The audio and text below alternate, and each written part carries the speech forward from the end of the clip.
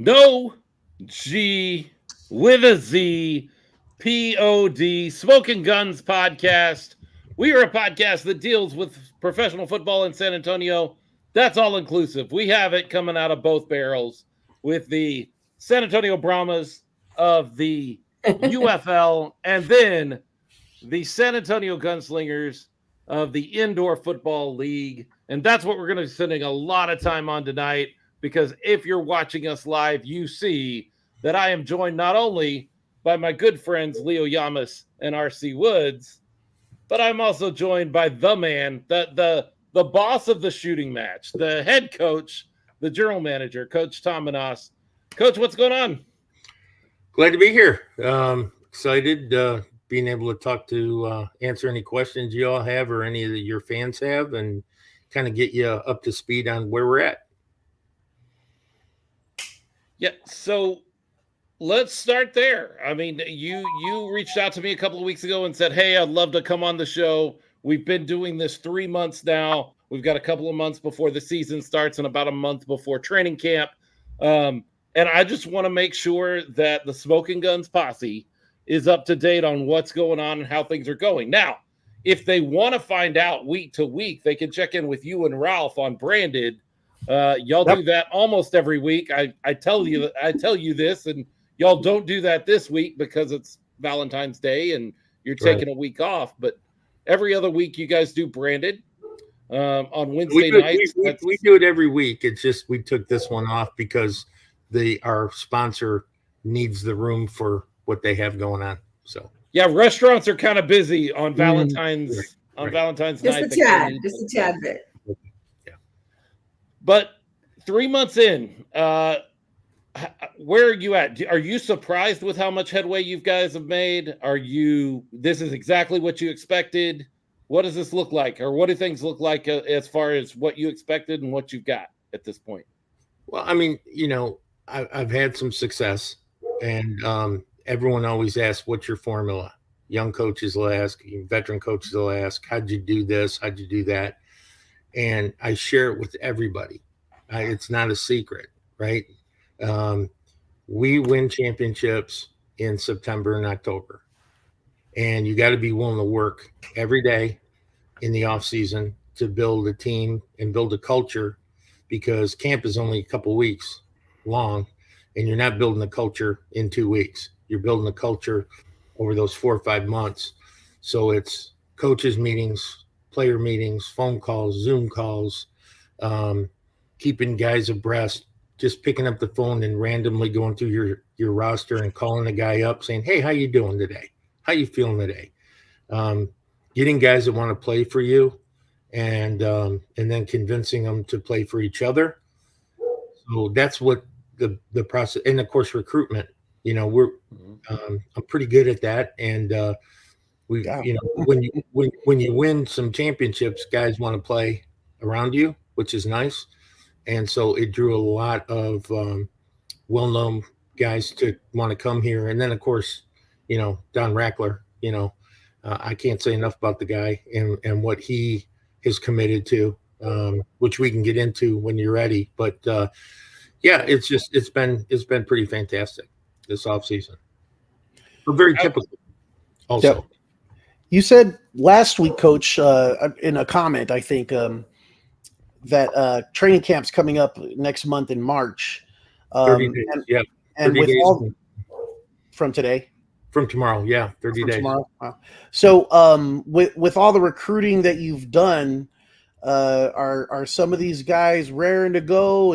Are you in daily contact with most of these guys, or how are they staying prepared and ready for training camp? Well, we've already had them weaning on film of San Diego, and also the whole league, for that matter, over the last couple months. And then also it's that constant communication between assistant coaches and their position players. I deal a lot with the coordinators, and position guys, and talk to them about, hey, did you call your lineman today? Hey, did you talk to this? Did you talk to that? And then I'll throw in calls to those guys as well. So Yeah, when you're 30 days out, I mean, my phone rings probably 8-10 times a day from players just to tell me they can't wait to be here. Coach, should I bring this? Can I bring these kind of shoes? I'm really excited, coach. Can I come? And I'm like, breathe. We're gonna be fine. But they're pumped up. They really want to get here and start working. So yeah, it's exciting. Well, Coach, I just wanted to say thank you because I know that you're very interactive on one of our Facebook pages, the Gunslingers. Yeah. And I just want to let you know that it's not just a Facebook page. I actually started like a female organization that we're here to support and be part of the football team. So if there's things that you say, oh, wow, I wish I could ask some extra help, contact us. There's a group of ladies that were willing to help out. Small, big, it doesn't matter. We've helped out with tailgating. We've helped out with community events. We've helped out with egg hunts. I mean, so just know that we're here for you. And any way we can, just let us know. And like I said, we're not just a Facebook page. We are a group of women who really want to support. We know that behind every great man, there's a woman. And behind every football player, there's a mama. And so that's what we are. We're here for you and for the team. Yeah, that's great. I mean, when I saw that, I thought, what a great opportunity to maybe do a class for your group, like a football 101, and actually teach them the rules, not just be a fan, but understand the game. So that way, when they yell at me that I didn't play their kid, they know why. I don't know if I can help with that. No, that never happens, right, Coach? Oh my God! You'd think it would stop at like junior high. No, no. I've gotten cussed out by a few moms over my days. Yeah, but the thing about it is, I think the more educated your fan base is, the more passionate you become, because then you know how to react to things differently. I can sit next to Susan and watch a game. And she'll, I'll say that wasn't holding. She goes, yeah, he pulled his jersey over his head. She understands the concepts of it. So it makes it easier to be a real fan. But yeah, anything y'all need, with my spare time, I'll be happy to go ahead and do whatever I can do to help contribute to that. So. Oh, yeah, that would be great. I look forward to that. So, Coach, you're talking about the stuff that you did in September and the work that you did in September. I know, because I know some of these guys, I know some of the organizations around, that there are guys even on this level in the IFL that treat their coaching responsibilities as a part-time gig or a half-year gig. You don't. You can't. No. Why? Why is it so important that you be active all the way in September for a season that doesn't start until April or May? I mean, probably the core to that answer is I have a fiscal responsibility to my ownership that pays me year round. And I want to give them an honest day's work every single day and exceed expectations, not just meet expectations. So I want to make sure that they're getting what they paid for. And they pay me very well. And I want to make sure that they understand that this is something that I'm going to do 365 days a year. I think Miss Susan and I figured it out. And since I signed, I've probably been home less than 20 days. Oh, wow. Since August 31st. Dedication. And, commitment, right? It's commitment. It's commitment to the Racklers, the Stubings, the football players, the coaching staff, the community that, hey, I talk a lot of crap. I get you, but that's out of confidence. But I think I can back it up because I put the work in. It gives you the opportunity. It gives you the credit with players and your other coaches when they do come down in about a month to say, hey, I have been here laying this foundation for you guys. I have been here. You get that credit. You get that foundation walking in the door because you've done the work. Look, some guys. Yeah, sorry. I didn't mean to step all over you there. But the players call me like almost weekly and say thank you for being here. Sure. And thank you for doing what you're doing now. So when they walk in, even the coaches, like I was telling Coach Fuller the other day, we were working on the playbook. And I said, Coach, when you come in on the 4th, your playbooks are going to be all printed, bound, and sitting on your desk. I'm going to make sure of it. I'm going to make sure you have 30 playbooks sitting there.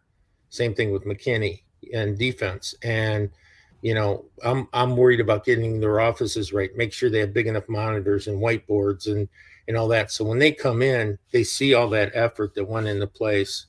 All the heavy lifting's done. Now you just need to do what you need to do and be a good football coach or be a good football player. They appreciate it, and they say it. And to be fair, we don't need to put this necessarily only on these coaches that work half the year at this job. Sometimes the organization, the ownership can only pay them, really is not even paying them fairly for that half a year. Coaching is hard. Coaching is one of the hardest, biggest things to do. And even if you're doing a half year of it, some of these organizations won't take care of their coaches the way that they need to have a championship organization. You do not have that situation here in San Antonio. So here's an opportunity for you to tell us about the Racklers and about the Steubings and this entire group around you that supports you and makes it worth a year-round commitment away from your family to do this. Yeah, and the thing about it is, just to circle back for a second about coaches getting paid in the off season or whatever, historically, it's pretty common practice not to pay your assistants during the off season, right? And I'll tell you this, my coaching staff didn't miss a Zoom call, didn't miss a meeting, didn't miss a player call, didn't miss anything. And they were always there. But in retrospect to that, because of Don Rackler, I'm able to pay my coaches probably the best salary. I would say it's probably pretty close to the best salary in the history of indoor football. Wow. For my assistant. That's great. And I want to make sure, one of the things I came in and said is, here's what I need, here's what I want, but here's what, it doesn't stop there. It goes through my coaches and my assistant coaches and coordinators. I want to make sure that they make a living doing this and can rely on sending money home to their families and doing the things while they're away and be able to do that. Now, you can't do it with players in the IFL because we're under a salary cap, but you can do it with your coaching staff. And so first of all, that was the first sign with the Racklers and the Steubings that they were committed to building a sustainable staff for long-term success and going after a championship right away. Because if you look at our coaching staff, I mean, Lee Johnson was a head coach. Coach Fuller was a head coach. Coach McKinney was a head coach. I've been a head coach. The only guy who hasn't been a head coach and could be is Jeremy Richardson. And he's probably, like I keep saying, he's a fantastic GM, player recruitment. So these guys should be recognized, and they should have every opportunity to make a living at their craft and not just survive. That's the first part of it. The second part of it is that when it's a kind of a neat story. I don't know if I've told it to you guys yet, but when I first got here, the excitement was palatable for me and my wife, because we had made this commitment and we had just gotten into San Antonio. And I think a day later, James and I went looking at practice facilities. And I said, well, show me where you practiced last year. And they showed me, and I said, I won't practice there. And I didn't mean it to be, disrespectful. It's just, that's not going to build a championship culture. Right. I said, and then we said, okay, so we started looking at places, and we looked at, your typical ones, your high schools, your indoor facilities, places like that. And as we were going over the interstate, I said, see that building over there and that property? That is the perfect facility. Make it all football, 24/7. And he goes, yeah, Don owns that. I said, what? He said, yeah, Don owns that. Well, subsequently, a day or so after, we went to a luncheon with some sponsors and people from the arena, just have a normal meeting. And Don was sitting at one end of the table. I was sitting at the other end of the table. And James walked around, whispered in my ear. He goes, Don just said yes to the facility. And from then on, it just kind of went into the next phase. Now, if it would have stopped there and we would have came in and put up some steel lockers and put a couple ice tubs in, it would have still been great. But here's what we did. Here, breaking news. All right. So when you walk into our facility, the first thing, if you walk in through the front door, you're going to see a merchandising store that's going to have all of our merchandise for fans to buy, and a ticket office where you can purchase tickets. Then you go through, we have administration offices, coaches' offices, my office, James's office, April's office. All of our offices are in here. Social media, everything in one building. You go under an awning, probably 12 yards, 15 yards, and you're the actual football building. In the football building, you open up French doors. Of course, why wouldn't you, right? You open up French doors and you walk into the players' lounge. Pool table, TV, Xbox, couches, place for them to relax when they're not in meetings or practice. Private kitchen for players only. Fridge, microwave, sink, all that, so they can warm up their burritos and do whatever they want to do. Go into a locker room, custom built 25 custom lockers. Go into the restroom area, not just a shower head at 8 feet rather than 6.5 feet. Everything thought of for the big guys that we have on the team. You walk through the locker room, you're in the private meeting rooms, players' meeting rooms, hold about 50 people. You want to have an offense defensive meeting, accordion wall comes out. You have 2 rooms, offense and defense, indoor outdoor weight room, full training room, 4-bed training room, state of the art, ice tubs outside. Then for lunch, we have this beautiful awning area around the building. We have a catered lunch being brought in every day for practice for the entire season. And I said, well, what about if it gets warm at around 12 o'clock? And he goes, oh, we're going to put outdoor air conditioning in. Don't worry about that. So, and then we have our field that was at the Freeman last year being installed 20 yards from that building. And we will have probably the only arena outdoor football field in the country with goalposts, the whole bit. So crazy. Now, and he keeps asking me, what else do you need? And I go, I can't think of anything, yeah, I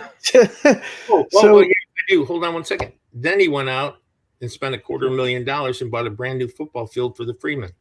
Mm-hmm. Wow. Yeah, I wanted to talk some about that, but let's talk about this facility first. This is not something that exists in renderings and artist drawings that is a dream one day. You are sitting in Gunslinger Nation right now as you talk to us, aren't you?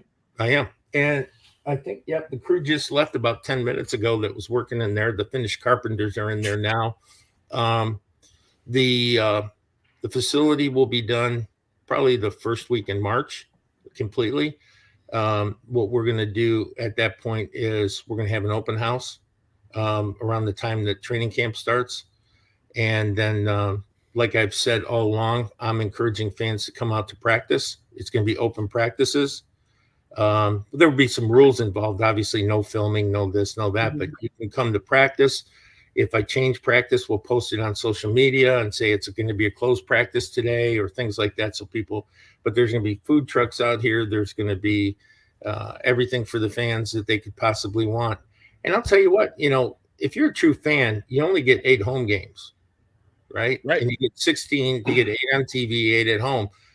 You'll probably see 100 practices if you come here because we practice 6-7 days a week. So why wouldn't you want to come to practice? That's where something happens, So, we're encouraging that. So Coach, I'm sorry. I have a quick question. Talking about this beautiful facility that you're describing, do you have a name for it yet? Or do you think maybe you can make it a contest for the fans? No, come up with the name. It's GSN, Gunslinger Nation. That's okay. What it is. It's the GSN complex. All right, cool. There'll be a big sign going up here probably in the next week or two, and people will start figuring it out. But I'm kind of keeping it quiet for now. But it's because I'd like to show it when it's done, Right. Let everyone see it in its full glory, if you will,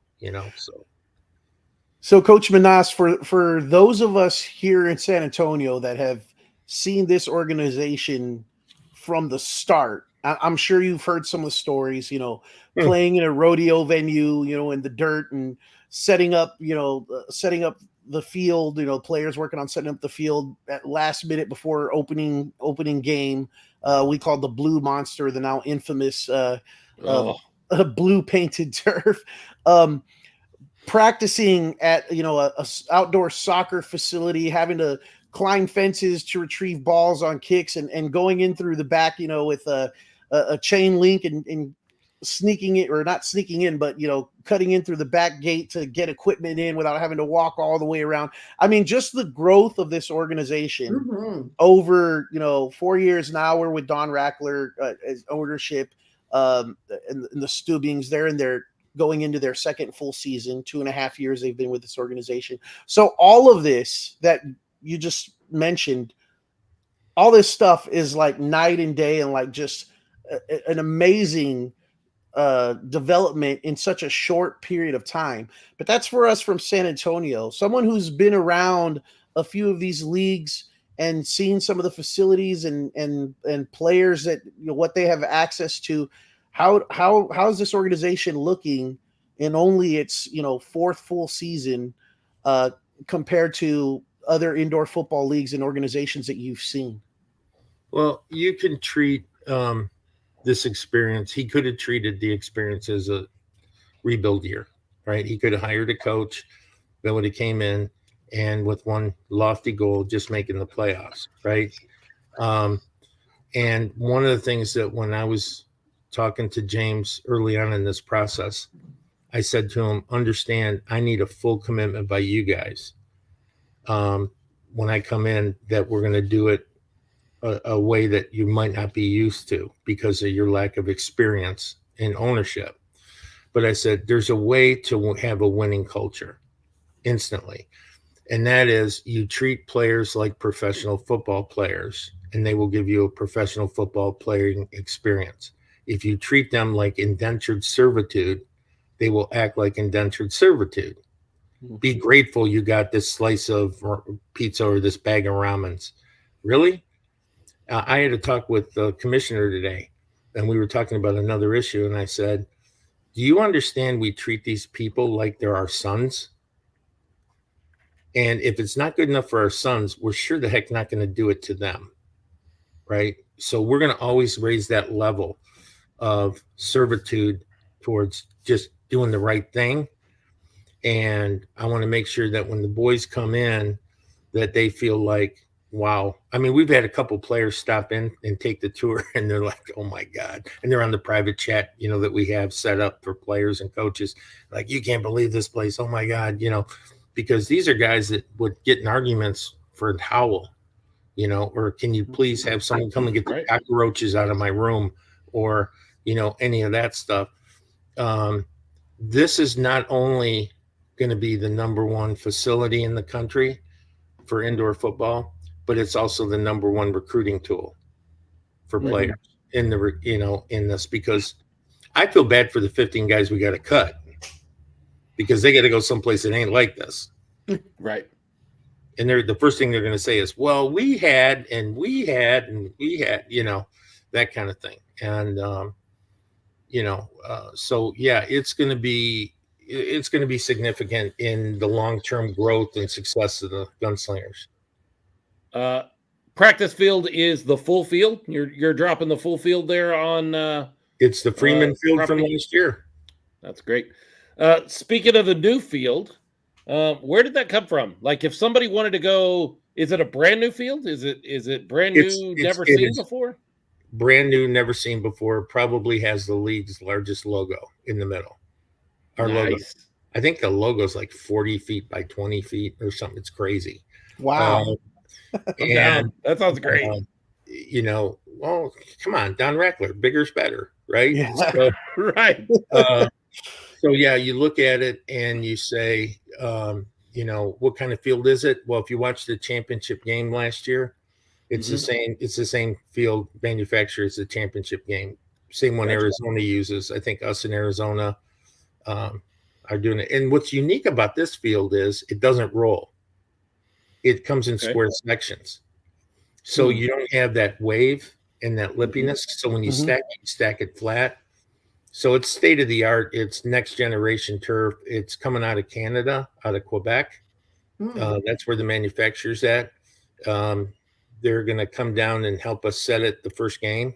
We got brand new dasher pads going around the arena. That was another $100,000, you know. Sure. But all these things that we're doing are one for the safety of the players, but also to show the community how vested we are in long-term sustainability here. You know, you're not going to spend $250,000 on a football field and then say, we're going to sell the team next year. We're out of here. You know, it's not going to happen. Right. He's in to here. So my job is to get him a ring. Now that's my thing. So how does it feel? Go ahead. I was just going to ask you, because you mentioned the dasher boards in the arena in Freeman Coliseum. I assume you have dasher boards on the practice facility, or is that just no wall? Well, we have the reason the practice field is so valuable to us is there's landmarks. The field's, you know, has the hash marks a certain way. It has, you know, the condensed field, the 50-yard field versus the 100-yard field. It has I think it's, you know, 100 yards by 29, roughly 29 yards, 28 point something yards. So the landmarks themselves will do that. The idea of putting a wall up at practice kind of scared me, to be honest with you, because, you know, some guy gets hit into the wall and you got, you know, an unjust injury. So we have a landing area, if you will. So if they go off the field, it's not as evasive, but we'll be able to through film. We film practice. We're going to film practice from 2 spots every single day. So we'll be able to teach off the film, not necessarily off the wall. The goalpost, obviously, it's not going to hang, but it's going to be regulation, you know, at the back of the end zone. And so when we you know, have that up, we can do full kicking game practices, which are, you know, incredibly important in arena indoor football. So we're going to do all those things, and you know, 2 filming stations. We're going to have bleachers up for the fans. We're going to have things. But I tell fans, you know, we were talking about it, and I was all about bleachers. And Don said, you know, most people are just going to want to bring their lawn chairs like they're going to their kid's soccer game. I said, that's probably even better, because then they can, you know, just be comfortable instead of sitting on a 108-degree aluminum seat, you know, at practice. So, well, and this gives the organization opportunities to do football camps and cheerleading camps, all those things that you guys have to find a venue for now, and you have to rent a field from somebody to do a football camp. Now you get to do that at Gunslinger Nation, which is really kind of a neat opportunity. How does it feel to know that, like, you've been an instrumental part of that, and 5 years down the road or 10 years down the road or whatever, you decide, hey, I've won 8 championships in a row as a gunslinger for the in the IFL. It's time for me to be done. Whatever that looks like, there is something that is going to be, you know, there is a legacy that you're going to leave in San Antonio, even as you walk away from the team. And you have that in other places. You have that in Albany. But as we saw last year, that can all kind of crash down, unfortunately, the way a lot of this stuff is built. What you're building here is going to be much harder to just poof, disappear into the ether. How does it feel to know that you're laying something down that does not easily move, that is not easily just done away with? I'm trying to not act over enthusiastic in the sense that my new goal, Philip, and you'll appreciate this as a Christian, is be a little humble when you can be humble, right? But sure, I really, I'm gonna give you a second. I'm gonna give you some time in a minute to be not humble. We're gonna talk about some not humble stuff in a second. Okay. So do that now. All right. One of the things that I've never achieved with championships is I tend to rub my opponents the wrong way. Either by beating them and or by telling them I'm going to beat them. And then, so I've only had the opportunity to win Coach of the Year once after 12 championships, which is kind of crazy if you think about it. Yeah. But then, heck, Fred Shaw, that was a great example. I went, like, I lost one game, I think, and Fred Mhm. only won 4 games, and he won Coach of the Year. And Right. I wasn't I was happy for Fred, but I'm like, really? Lose one game, win the championship, and I didn't even make the ballot, So one of the things that I would like to do more for my kids than for me is I'd love to make the Hall of Fame. I would love the opportunity. If I won 8 championships, as you just described, I would love to be in that, so they have that legacy. Rings don't mean anything to me. They're in glass boxes in my office. I don't. Here, I'll show you. I don't even wear them. They're here. Can you see that? They're all in cases. I don't wear them because the next, your favorite ring is your next one, right? And the other ones, the kids all have. So my thing is, if we could do something like that, but more importantly, if my players get the recognition, if my players win the MVPs, if they win the the outstanding players, the rookie of the year, if my coaches win coaching awards, if all that happens, I couldn't be happier for them. That's almost as gratifying if I want it. So from that selfish standpoint, it would be nice if one day, if the accomplishments merit it, to be in a Hall of Fame. So that's my selfish goal. That's great. Yeah, with everything, all the groundwork that's been laid down by the Gunslingers organization to date, and starting now, and with you, Coach Menas, I think it would be awesome.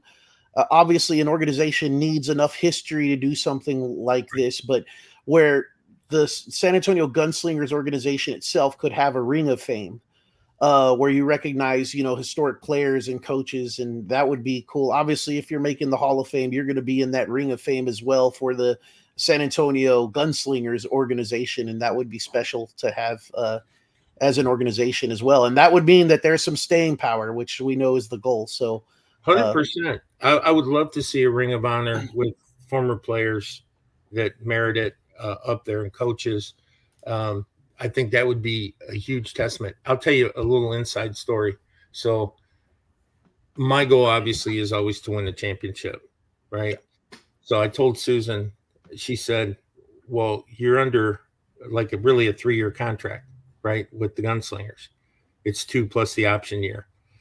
And I said, yeah. I said, but if I win this year, I'm going to propose a lifetime contract with the Gunslingers. No one's ever done it. And you can still fire me, but I'm proposing a lifetime contract because I can't see me being any place else but here till it's all done.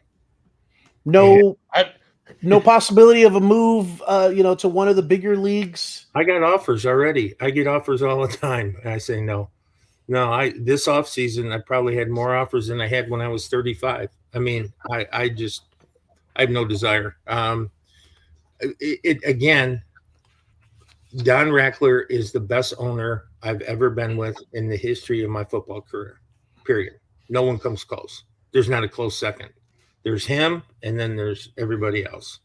So you'd like to see yourself go from head coach to head coach emeritus, and just kind of, pass the reins off to the next guy, but I'm still part of this organization as long as. No, I want to coach till I'm dead here.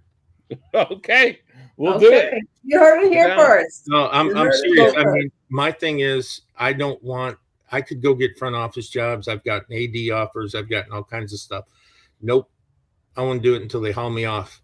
And, I think I'm smart enough to know when the time would be right, but the one thing that coaches crave, successful coaches, is loyalty. Loyalty by their ownership. Are you loyal to your coach?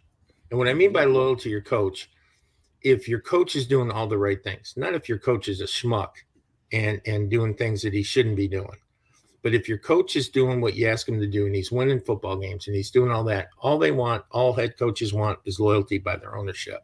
That's it. And once you get that, it's really hard to find. And I can tell you, I mean, I would do anything in the world for Don Rackler, anything.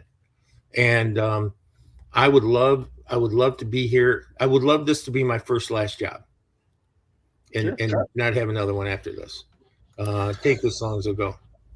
So let's talk a little bit about this idea of being humble, because you've made no secret since September when you walked in that your goal, your expectation for the year, even though it's your first year in this league as a head coach, even though it's the first year for this team in this league, your expectation is to hold up hardware at the end of the year, to be the champions of this league. And it has gotten a little bit of eye roll from the IFL community around. And, you know, how dare you just walk right in and think that you're going to take control? I can already tell the answer is I don't care. I don't care what they say. But go ahead and tell us how much you care about what they say. I'm trying to think of this little analogy this guy gave me. He said, we're all going to die, right? We all agree on that. We're all going to die. Yep. Mm-hmm. Yet one guy, and you don't know when you're going to die, right? Right. But you have confidence every night to set your alarm for tomorrow morning. Mm-hmm. That's me. I got confidence that I'm going to hit my goals. Now that's confidence, right? Don't confuse it with arrogance. Mm-hmm. I didn't say I'm going to win. I said we're going to win. It's a player's game. We have the best players in the country. Period.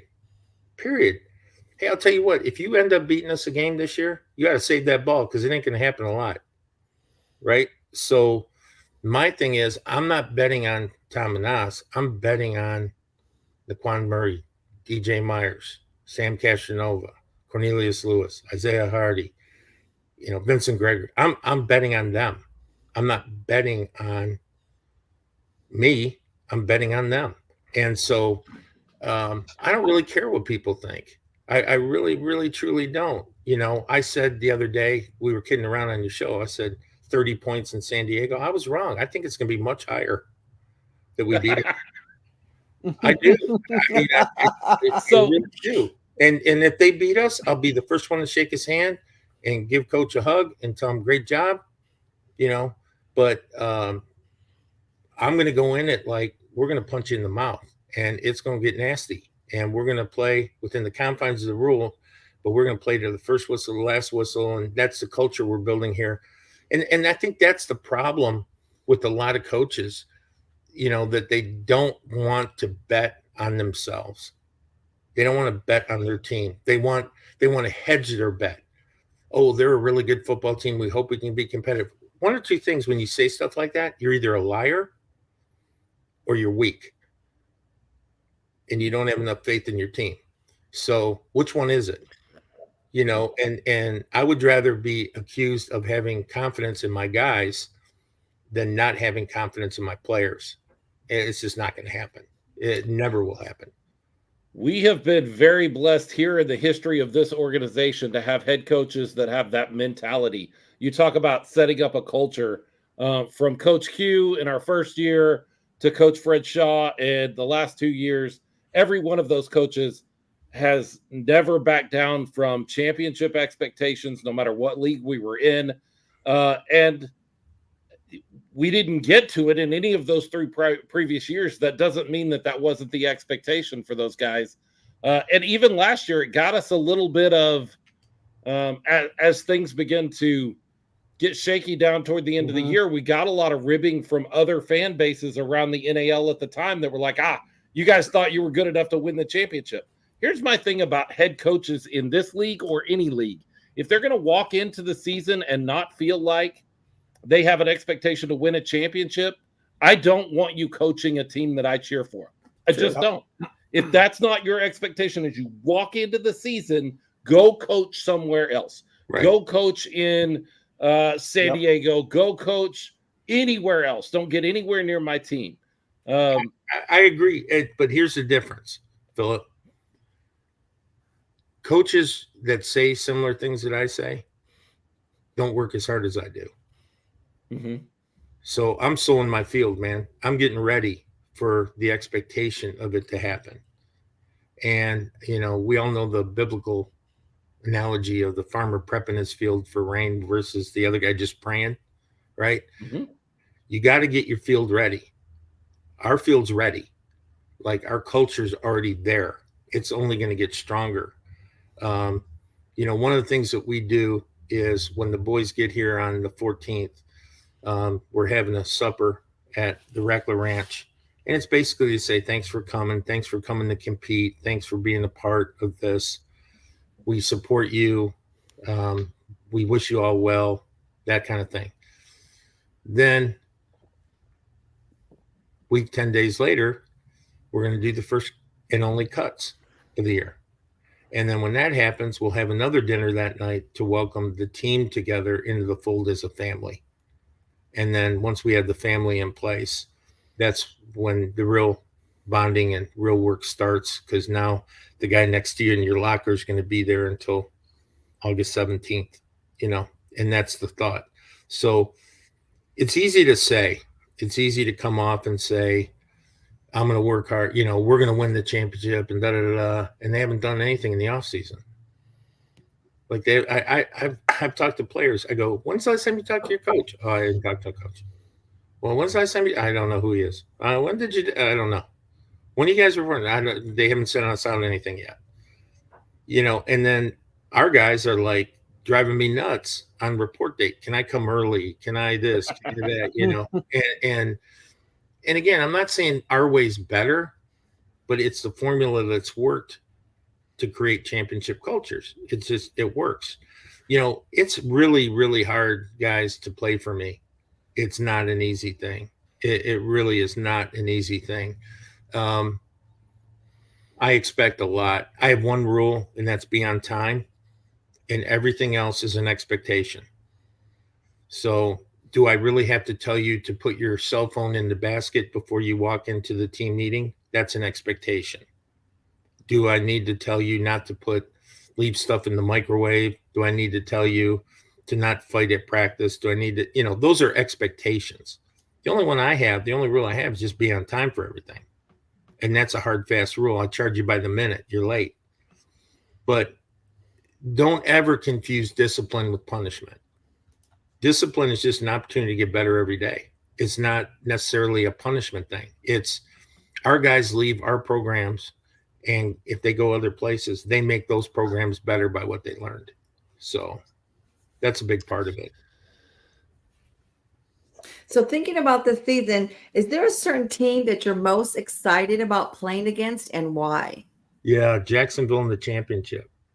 Yes. There you go. Yes. Yes. Let's go. Yeah, that's the only time we'd see them.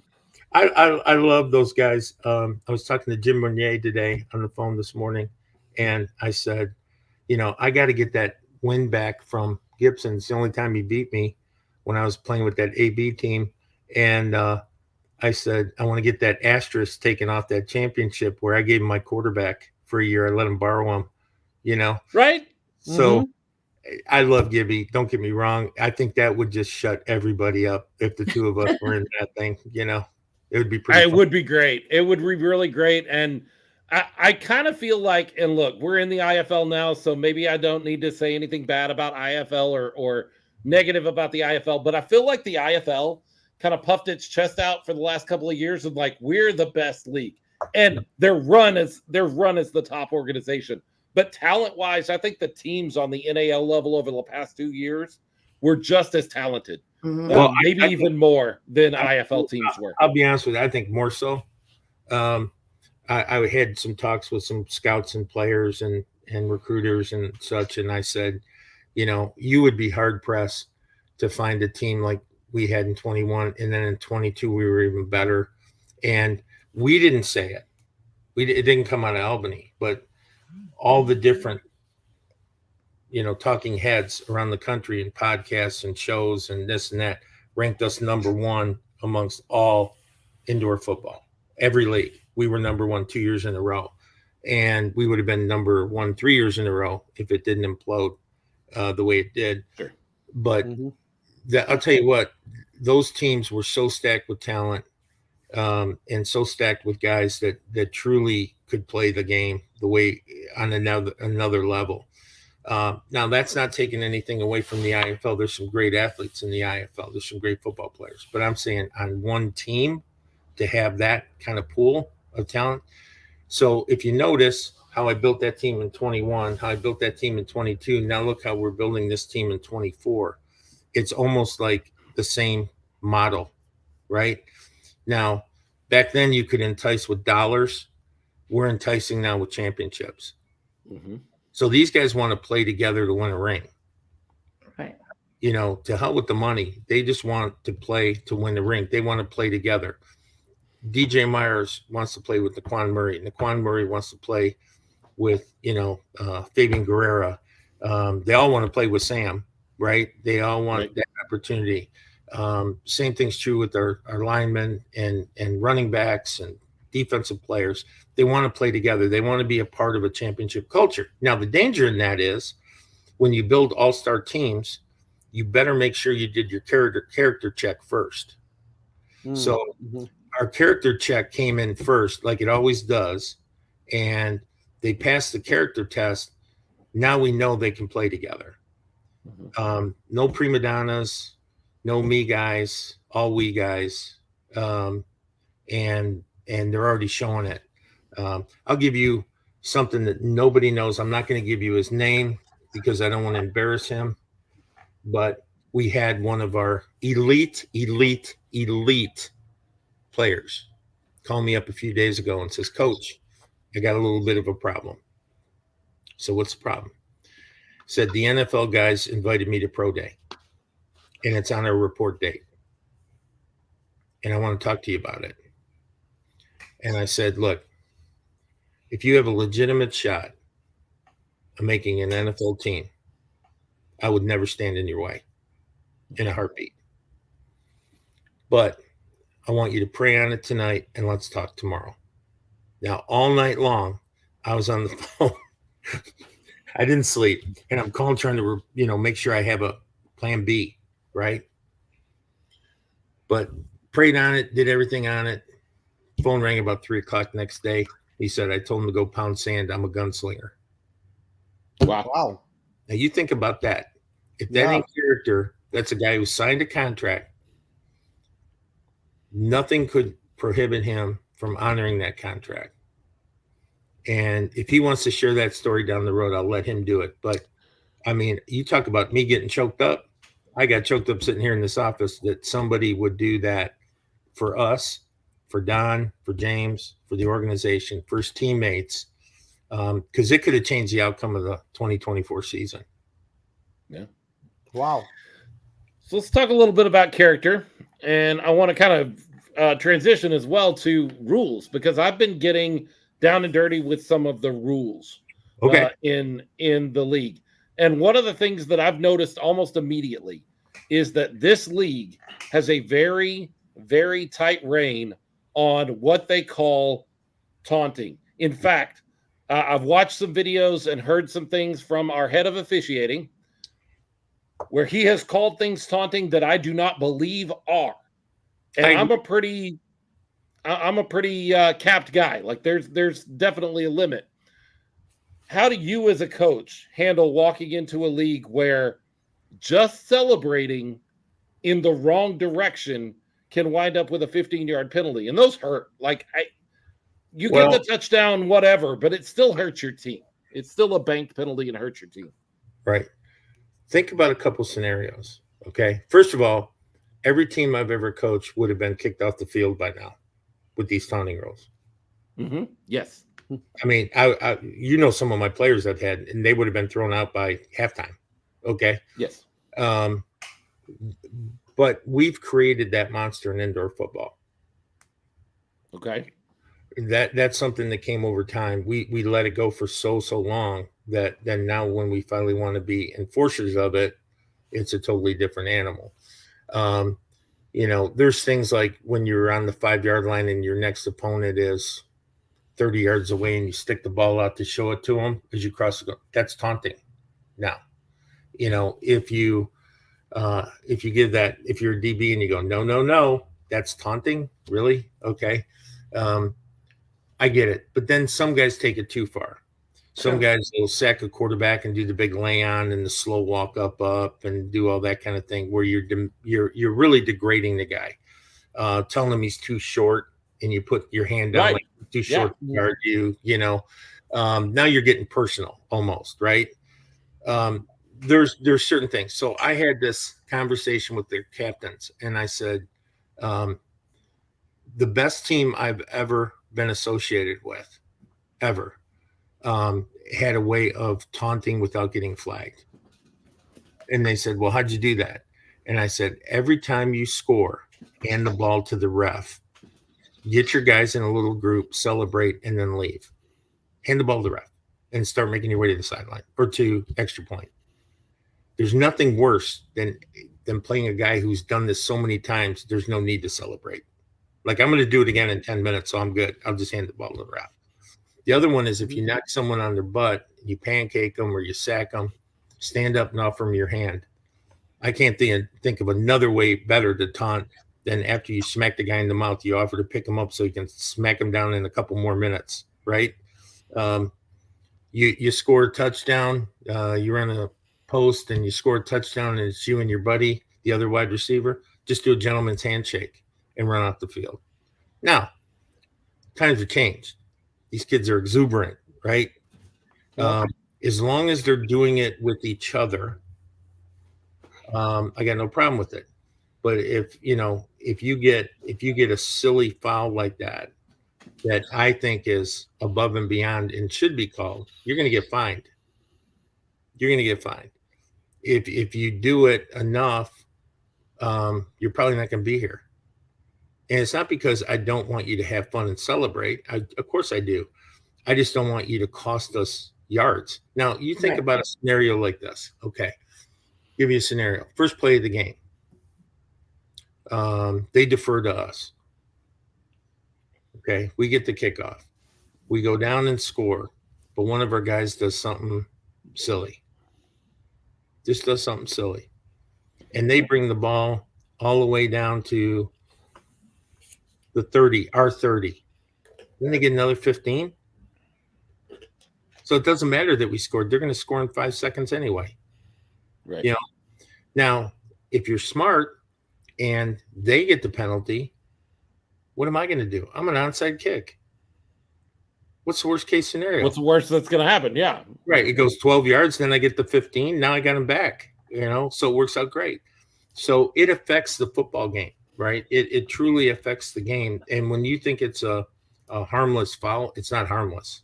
That's a lot of yards. That's a lot of yards to be given up for something silly, And we have to fight for every inch, and yet you're willing to give up 15 yards of those inches. Yeah. It's kind of silly. 30% of the field. Mm-hmm. Right. Yeah. Right. Jim Murday says if he sees Menas dance, there should be a flag thrown. Just saying. Listen, I didn't think this was humanly possible, but I met Jim Murday last year down in Jacksonville, and I'm in better shape than he is. Okay. So. Oh! What, you got a dance off? Is there a dance I'm off? 64. Okay. Yeah. No, I got a dance contest already set up with Zach Brown. That man, God love him. I love Zach. He has no rhythm. None. I told him and I are doing the dance off in camp. So yeah, so it's gonna be fun. Yeah. So I got another one. I know Leo and RC have some things they want to talk to you about too, but going on this rules, because again, I've been diving into these rules.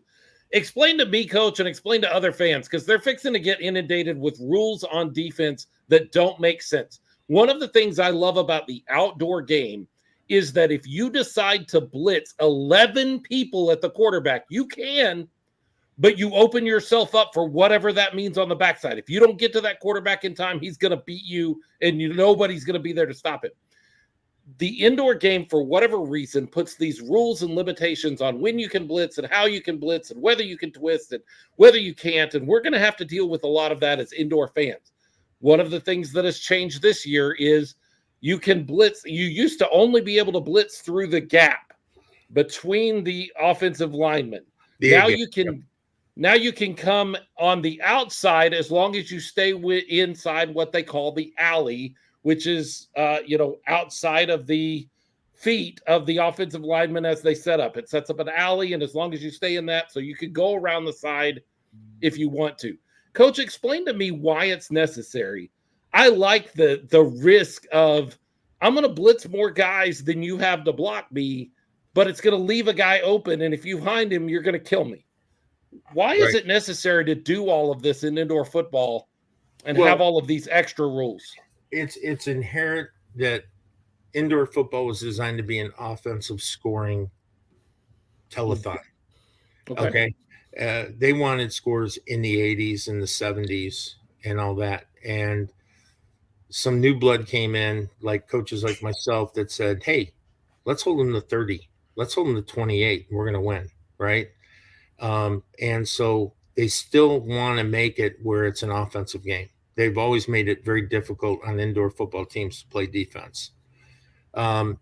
Where we get, like you're talking about the rule with the linebackers, as long as if I pinch that defensive end down hard into the A gap, my linebacker can blitz the B gap. Right. When that came out about a week and a half, 2 weeks ago, I threw away half my playbook and redrew it. I love it. Right. That's a hell of a thing for us. Right. So I absolutely love that concept. But the structure of the rules, where you have to shadow a receiver in order to make contact with them. If he's off the ball, if he's on the line, you can be on top of him and make contact in the 5 yards. Those kinds of things. The linebackers being at 5 yards until basically the quarterback designates what he's going to do. Right. I'll tell you this right now, you can RPO and try to quarterback option us all you want. We're going to hit the quarterback every play. We're going to knock him on his ass every single play. He's going to be on his back and hard. Okay. Mm-hmm. So if you get to a mesh point where the quarterback's reading the defensive end, he's looking at the defensive end and he puts the ball in, but keeps it, we're killing him. We're killing him because he's trying to deceive us, right? At the mesh point. The RPO is the same way. And if that quarterback comes outside that belt, if you will, or that box, the offensive box, and he's outside that tackle, all bets are off. We can all go get him, right? So there's different concepts in how you want to approach teams. Now, you'll play a team on, Monday, we're playing San Diego on April 1st, and maybe they come out and they do 90% pass and 10% run. And then the next week you might play Tucson, and Tucson's going to come out and they're going to play, or Naz rather, and they're going to come out and they're going to play 70% run, 30% pass. So it comes down to, do I want to read the play or do I want to just go after the quarterback? And I think a lot of these kids think that the way to do it is just go get the quarterback. And I don't buy into that. We have a mantra that we use on defense, which is read, react, execute. So until I read the play, now I'm getting penetration. Okay, I'm going to be on your side of the ball, but I'm reading. I'm long arming you and I'm reading what's going on. Then I react to what you're doing and then I go execute the play. Right? It's just when you put your head down and you pin your ears back and you just go, that's when teams get in trouble. They give up big plays. Because if you get there, it's great. Everyone loves you. If you don't get there, you kind of screwed your defensive backs because now, they're just trying to play as tight as they can, and you're not giving them much of an opportunity to recover. The other thing is the zone defenses a lot of these teams play. I learned this early on. Excuse me. I learned this early on, though, in indoor football, that even if you're playing zone, the defense turns into man after about a second and a half. Sure. Mm-hmm. The field's not big enough to play a true zone where you'd stay in the zone the entire play. So, we call it fly paper. You're in your zone, guys right there. He becomes your guy, and you got to act accordingly. So, but they hate defense in this league, in indoor football and AFL football and whatever league you're in. They hate defense.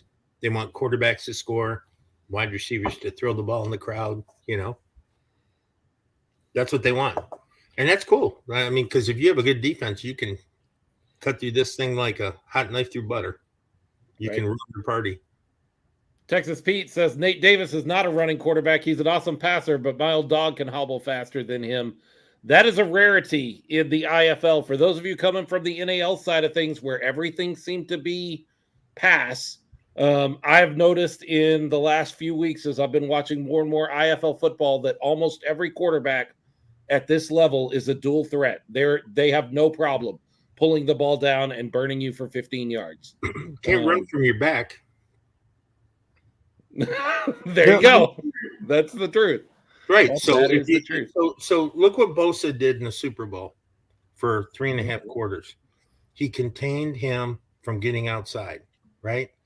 Now, a couple other guys didn't pull their weight, and the Achilles injury killed him. Yeah. Yeah. It's rough. That's rough. Because he could have chased him down once Bosa pushed him back in. So if you can control the quarterback, you control the head of the snake, right? So take away, if you have good DBs, you take away the passing option. If you take away his run escape route, then you take away that option. And then, of course, then he has to be very, very creative. Now, you're right. There's some tremendous running quarterbacks in this league, right? That's why we have tremendous defenses on our team. Defensive people on our team is we feel like there's very few quarterbacks, if any, in this league that can outrun some of our defensive players. We just don't see it happening. And Speed kills. every day. Yep. Every day. And then you had, you had a good scheme to it. Yeah, it takes away a lot of options. So, again, you can run, can't hide. We're going to find you. Field's not that big. Sure. Coach, Sure. you already touched a little bit on your relationship with your players and how you approach rules and you said don't confuse punishment with No, discipline. discipline with punishment. I got a question for you, hypothetical. Let's say you have a player on your team, and I don't know, maybe he starts dating a very famous pop star. Yeah. and let's say on the sideline of a game he gets caught on camera coming into your face, getting into your face, and even bumping you a little bit in anger. How would you approach it? How would you handle that player? One, I had to put hands on him. Two is I had to cut him. And I don't care who he is. Because when you lose, and I mean this sincerely, Andy Reid is probably one of the most congenial people that you'll ever want to meet. He's kind, he's caring, he's a player's coach. To do that so disrespectfully, and listen to me, I said this publicly. I'm really happy for Kelsey and Swift, and they look like they're truly in love. I mean, they really do, like they're happy, right? God bless them. I'm thinking, Joe DiMaggio and Marilyn Monroe, and I'm thinking, wow, this is a love story, and wow, this is pretty cool. But what it showed me was he's a me guy. Mm-hmm. The reason he's not out there on every play is because he can't block. That's why they pull him off on third down and run plays. Okay? If you want to be a me guy, learn how to block. All right? That's one.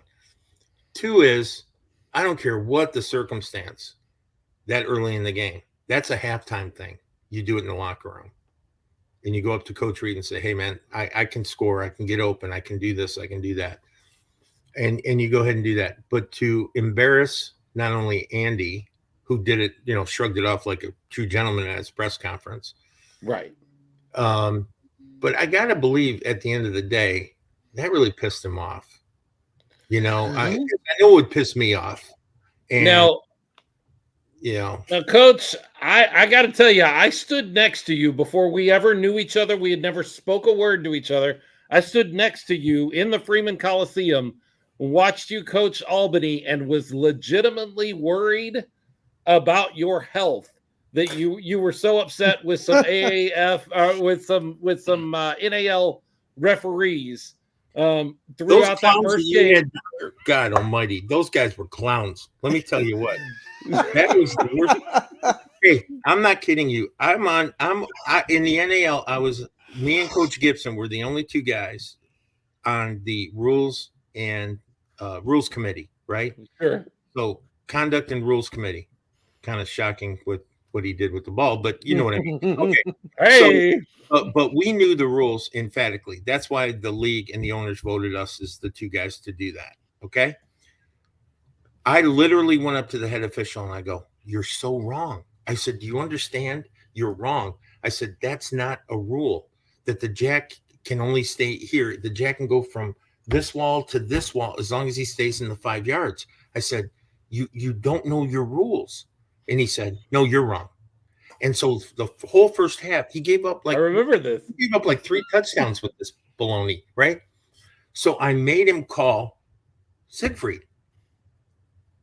And then he talked to Siegfried, and I'm thinking, oh, it's all fixed. And he still screwed it up on multiple occasions, but he came out at halftime and goes, "Yeah, you were right. Sorry."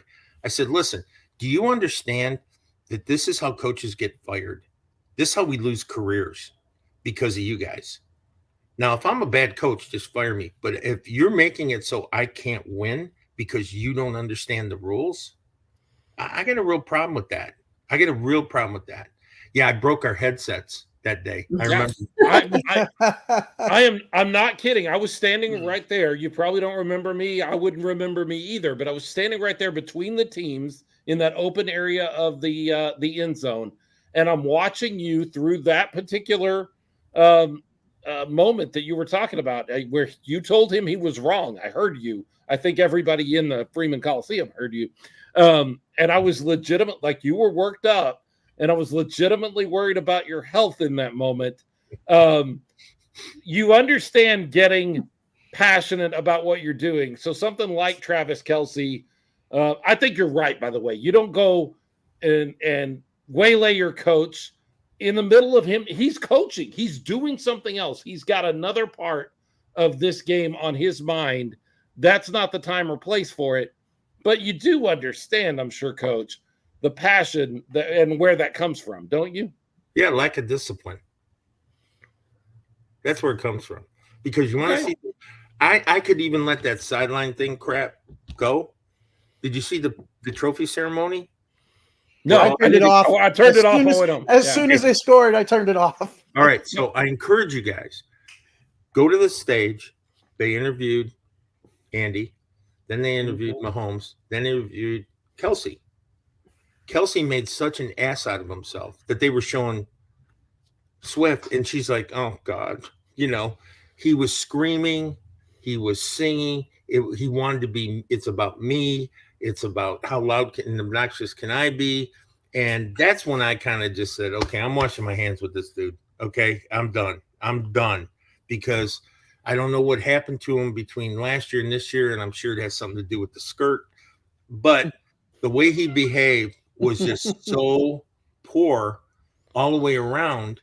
And I just don't know, and this is where coaches have a problem. Great football player. Great football player. But, I mean, how much is that great football player worth?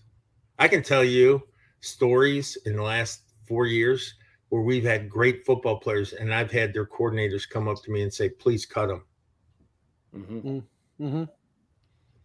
Yep. Being as close to the Gunslingers, and I'm not going to use any of their names because we love our players and we've loved a lot of our players, but there have been guys that we three have had internal conversations where we're like, "Gosh, I love him, but he's an a-hole."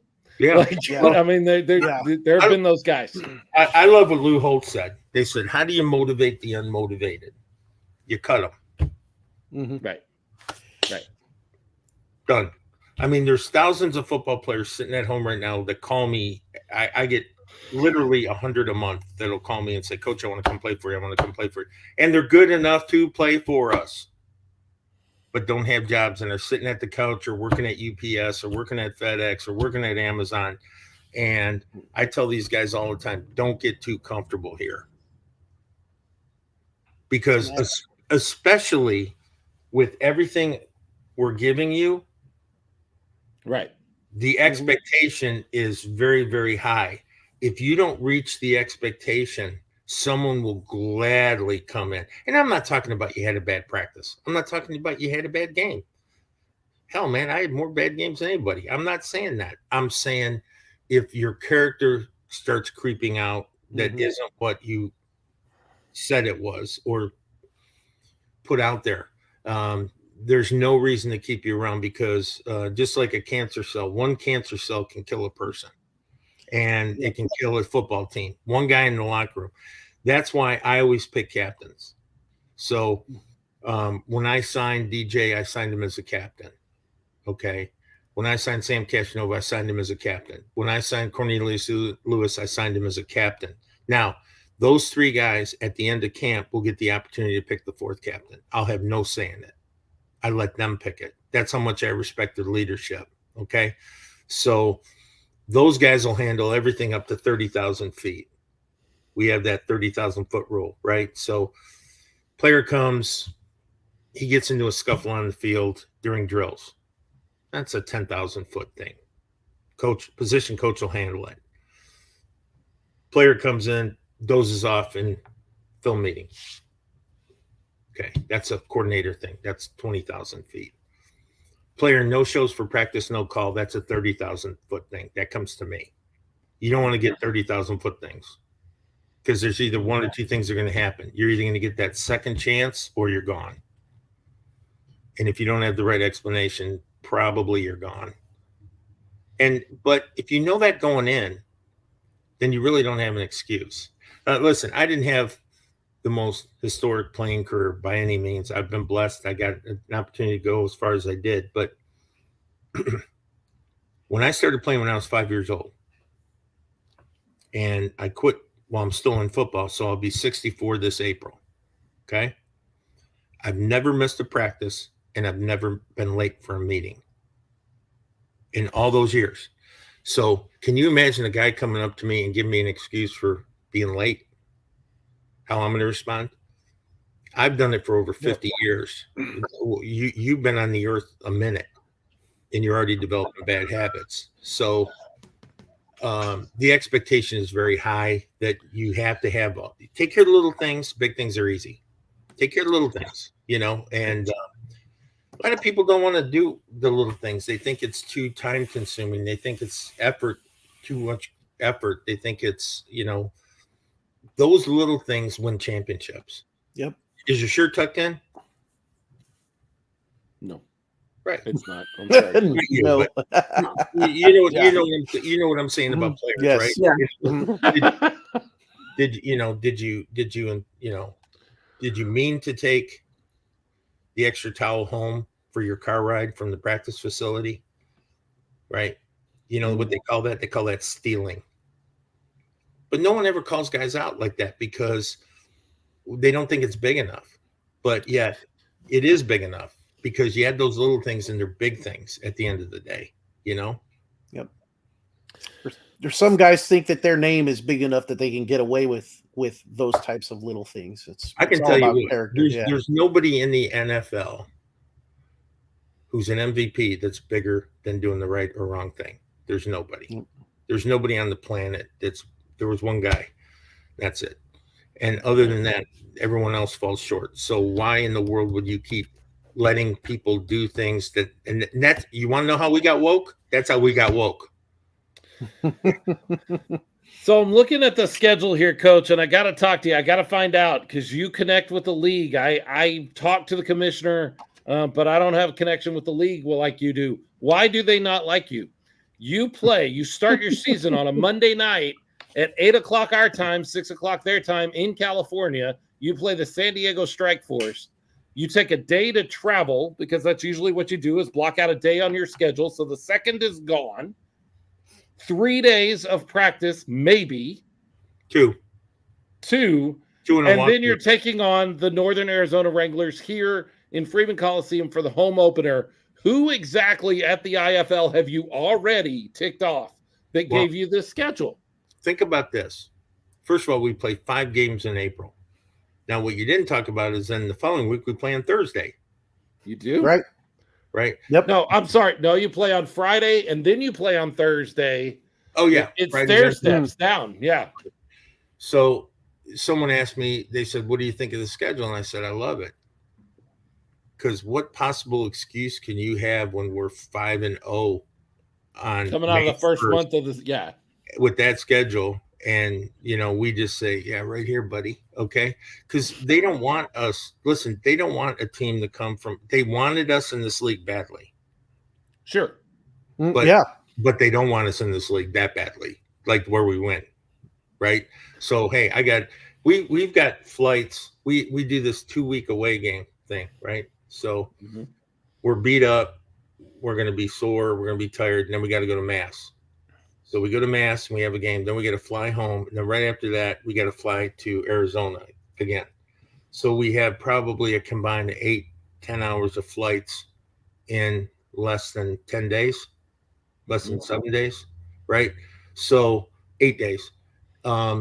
It's those kinds of things that you got to just say, embrace them, embrace the suck, and just say, love it, bring it. If that's how you think you're going to beat us, you are so wrong, because we are way stronger than you are mentally and physically, that we can handle that. And the group we put together, we kind of find it laughable that they think that's going to work. Yeah, players can actually bond in those types of situations where they're facing, hardships like that. I mean, isn't that true?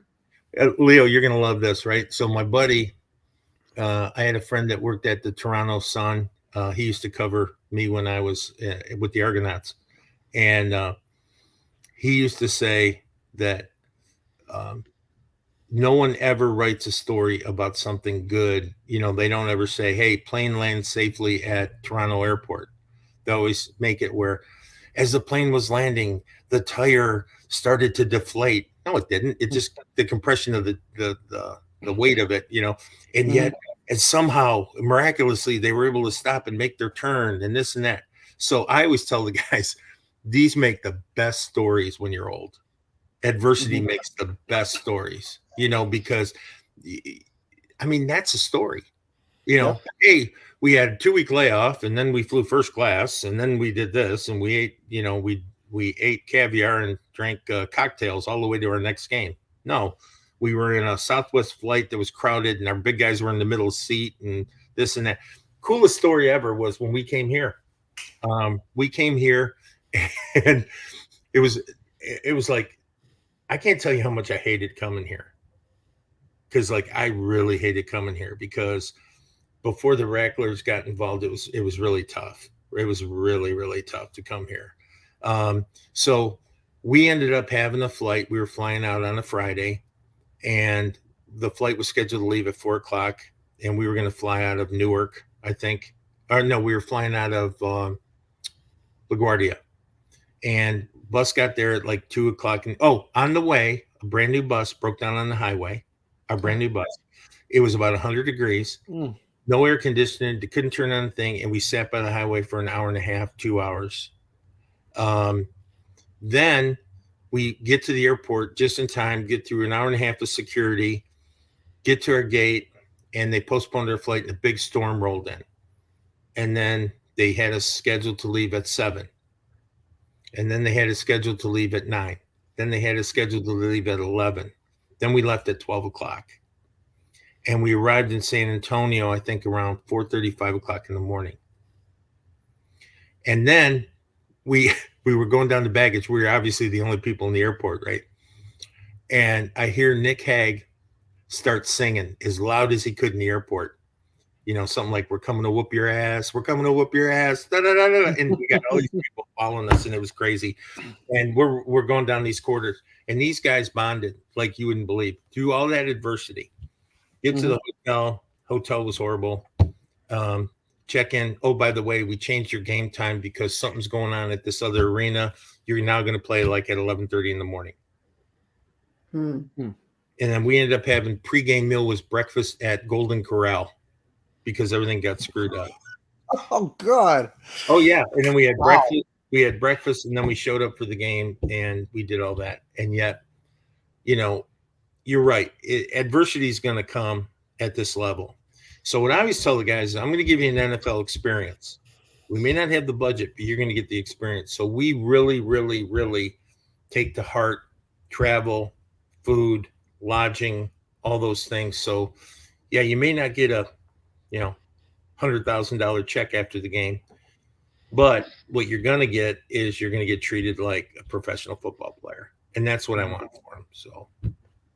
So, Coach, we all have strengths and we all have weaknesses. So, as a coach, what would you say is your strength, and what would you say is your weakness? I think my greatest strength is my leadership. I have a tendency to have people want to follow my lead on things and support my initiative. I think my weakness is sometimes I confuse sympathy with empathy. Mm-hmm.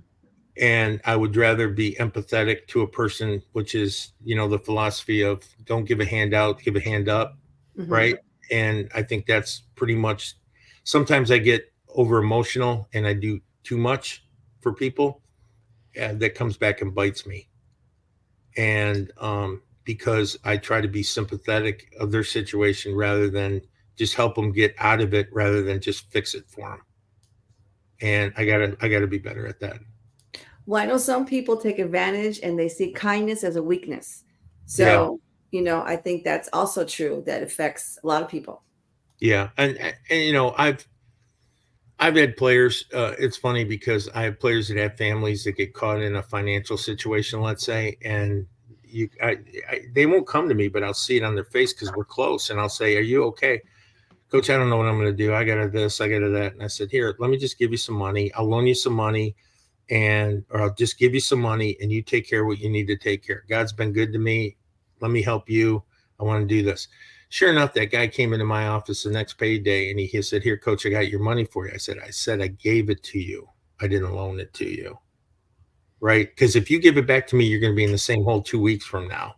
Right? So it's those kinds of things. And that story there probably goes to every coach in the league, is probably helped the player out at this level. So I'm not saying it's something unique that I do. I think it's something that all these coaches do. They really, truly care about their kids, and they want them to not struggle while being here.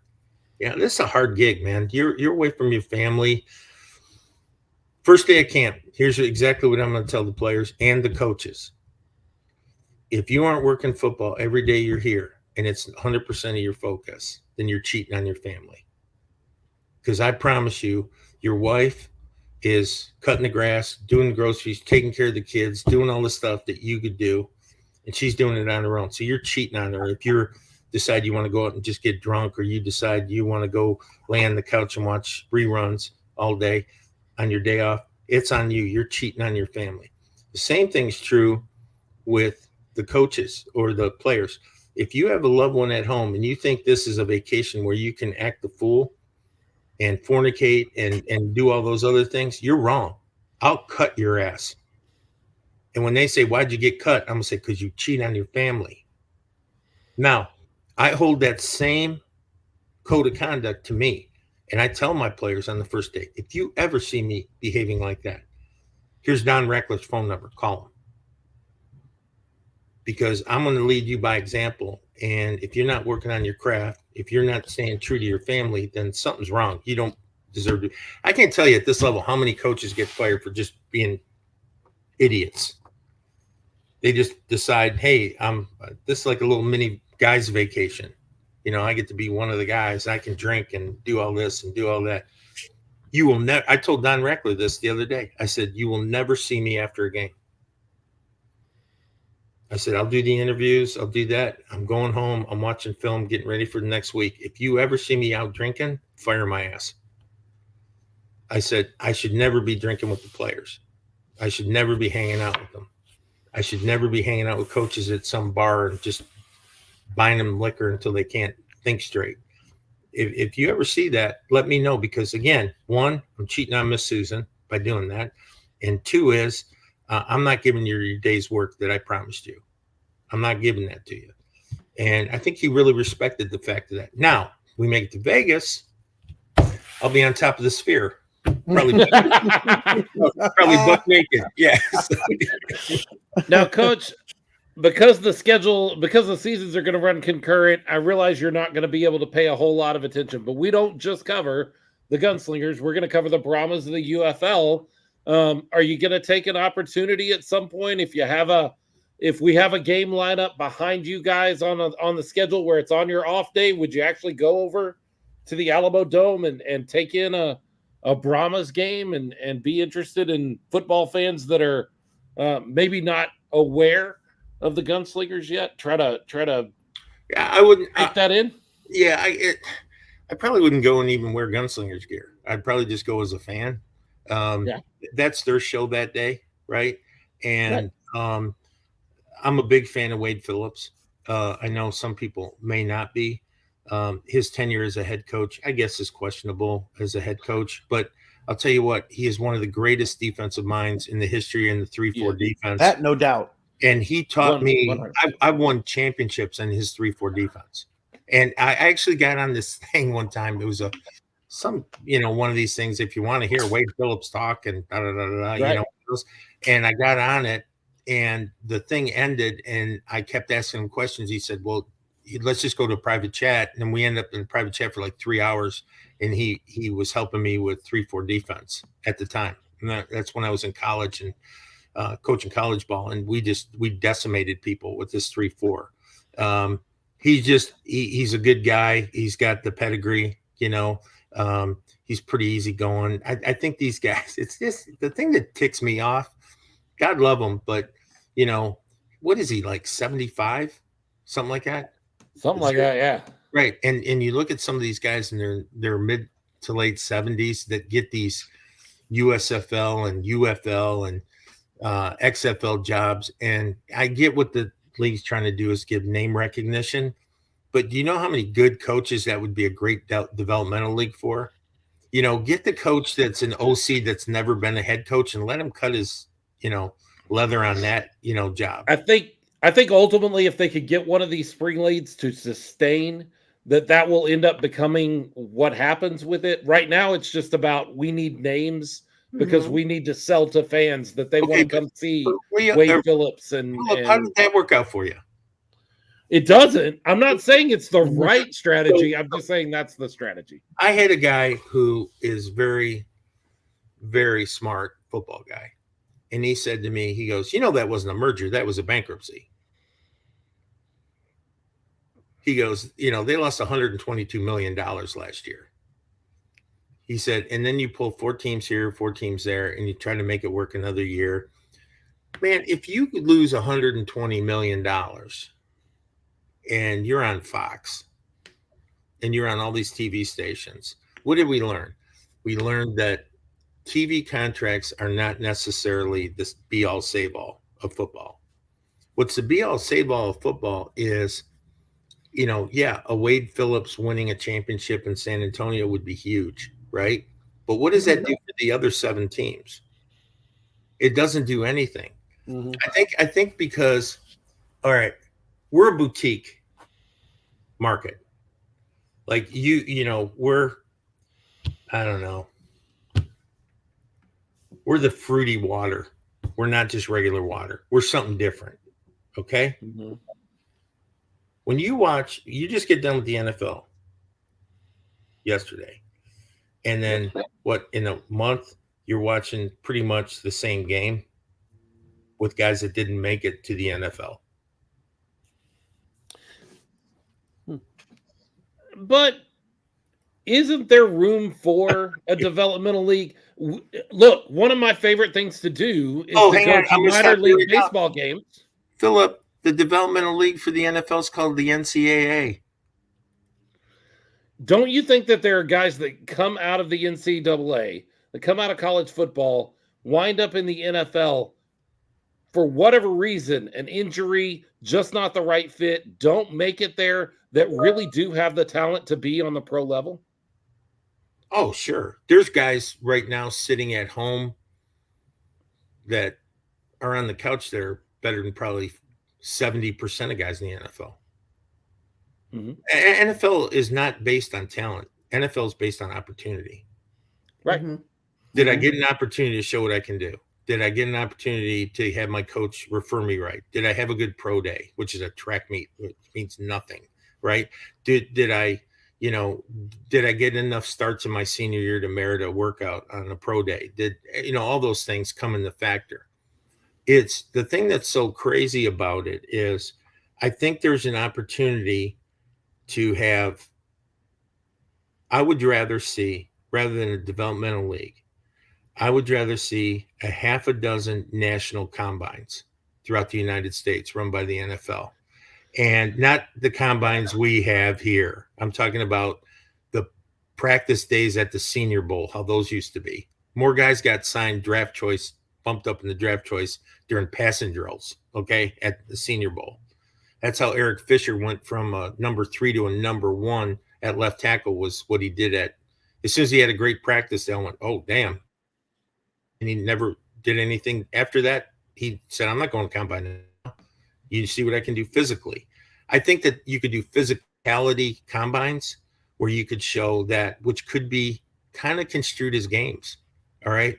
Now, if you want to truly develop a guy, I don't know how you develop a guy in that way. I just don't know how you do it. And if it could work, don't you think it'd have worked by now?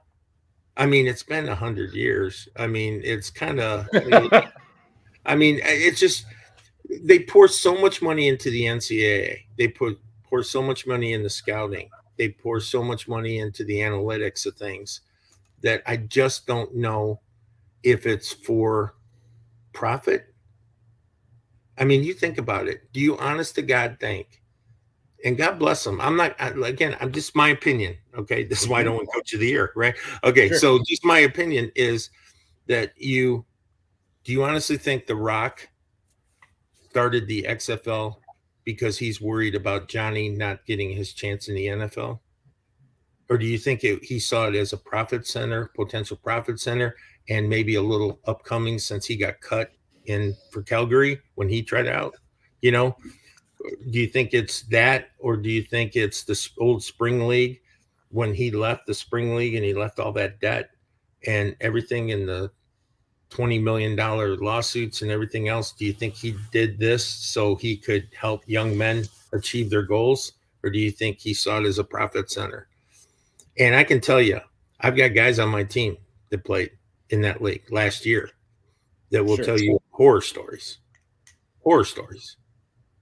And it's not the same stories you've shared, Leo, with your audience regarding some smaller tier teams. They had those same issues in those teams.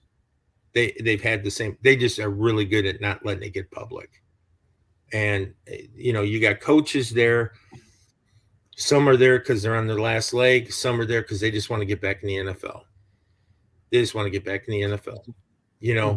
So I don't know. I mean, the honest answer is I don't know. I've had offers to go in those leagues over the last couple of years, and it just doesn't seem like the grass is really that green over there. It just doesn't. I truly think, and I'm going to put a big caveat on this that you're going to go see. That's exactly what I'm saying. If it were done correctly, which is the caveat I'm going to put on it, and I don't think it has been done correctly yet. If it were done correctly, I think it makes professional football on the highest level better, because you get stories like Sam Mills, you get stories like Kurt Warner. Those two guys are Hall of Famers that did not have an opportunity. What about the guys that had opportunity? What about Steve Young, Herschel Walker, Jim Kelly, me? I'm just saying. All those three guys. Those three guys, though, were going to be NFL players. Like, they went to the USFL, but they were going to be in the NFL. Sam Mills, though, he got cut. He was done. It was over. And then he wound up with Jim Mora there in the USFL. Kurt Warner was sacking groceries and wound up in the Arena Football League with the Iowa Barnstormers, a team that we're going to see at some point in the IFL here. And he ended up being a Hall of Fame quarterback. Correct. I want to see more of those stories, and I think if they did a spring league correctly, which is the caveat I'll put on all of this, I think it makes the game better because we will catch more of those guys. That being said, the reason, well, the other guys, you know, the Steve Youngs and all them, is because we got more money than the NFL was paying at the time. Right. Okay. Yes. But talk about the guys that were like the Kurt Warners and all those guys. Those guys wouldn't slip through anymore because scouting's gotten better and analytics got better from coming out of college. They really have. I mean, they can come on. I mean, look at Belichick. God love him. You know, he gets an offensive lineman, never played football, but the guy was a wrestler and he ends up being an all-pro guard. I mean, you know, here, I'll give you one. So Tom, who's the head of officials, yes, sends me clips all the time, right? And he says, this is what you can do, this is what you can't do. Not just me, everybody, right? So DJ Myers called the other day, says, Coach, what are you doing? I go, I'm scouting officials. Mm-hmm. I want to see who's good and who's bad. And I want to see, so when I know who comes on and they're doing our game, if this guy likes to call holding or this guy likes to call this. And I learned that from Belichick, just one of his interviews, how he used to say he scouted refs. And that's how he won a Super Bowl with a holding call on Fisher, actually. So, I mean, it's those kinds of things that when you watch them, you know, you want to make sure that you're doing everything. Well, we weren't talking about that 20 years ago. You know, people were still smoking cigarettes in stadiums. I mean, times have changed, you know, and I think the analytics have gotten better. I think that everybody is making a clear and conscious effort to not let one slip through, you know, the crack. But do they? Yes. I just think that people are kind of, okay, I just watched the NFL. Now I'm watching the guys that didn't make the NFL. And you could say the same thing about our league, but our league's not trying to be an right. NFL. Correct. Right. And I think we've got guys on our football team. I would bet you will see us lose 2 guys during the season to move up. But if they come to me and say, hey, I got an opportunity, I can go to the UFL, I'll say, you don't want to go there. I'd tell them straight up. If you're not going to a pro NFL workout, just stay where you're at. You're going to get better film here. You really will. Because it's one-on-one film for 3 hours every game. Right. You know, I can see if you're a good DB by being able to do what we do. Well, I can see you on a big field, you know. And I know Tina's on with us, and we had DJ on a couple of weeks ago. DJ is a guy that went and played in the USFL last year, but he was on the bottom of that depth chart for whatever reason. They're in Memphis with the Showboats, never got a whole lot of film. He's going to come here in San Antonio. He's going to get plenty of film that he can send off to pro teams, that he can send off to the NFL if they want it. They can see what he can do on a field, and he just didn't get that opportunity with the USFL. When that happened, I had talked to DJ, and I said, first of all, tell me about your experience. And I just listened, and he talked for about a half hour, 45 minutes about it. I said, okay, here's what I can promise you here. I can't promise you an NFL contract. I can't promise you. First of all, I'm not a developmental league. I'm here to win championships in San Antonio. Right. I'm not here to get you to the next level. If you get yourself to the next level, I give you the opportunity to do that. But my job is to win championships here. So I want everyone to stay if they would. Right? That's a big difference. Mm-hmm. Yeah. Oh yeah. Difference. Right. So they come in knowing the expectation again, which is win a championship here. So I finally, you know, and DJ is such a good man. He's just a genuinely good man. Well, his interview with you guys was fantastic. And awesome. We loved it. We absolutely loved it. I mean, that's the kind of guy he is all the time. That's not an act, right? So we're talking, and I said to him, let me give you another case scenario. You're never going to go to the NFL. You just went through that XFL thing or whatever it was. I said, and you didn't have a good experience. How about becoming the absolute best indoor football player that ever played and just working your butt off here? And then when you're ready to transition into coaching, I give you your first job. And then I can help you with that. And then you have a life in football far beyond a 1 year someplace or going to a mini camp or making a practice squad. Which scenario sounds better to you? And he's got a beautiful fiance. She's a nurse, and his mom's great and the family's fantastic. And I said, couldn't you cultivate that into a nice life?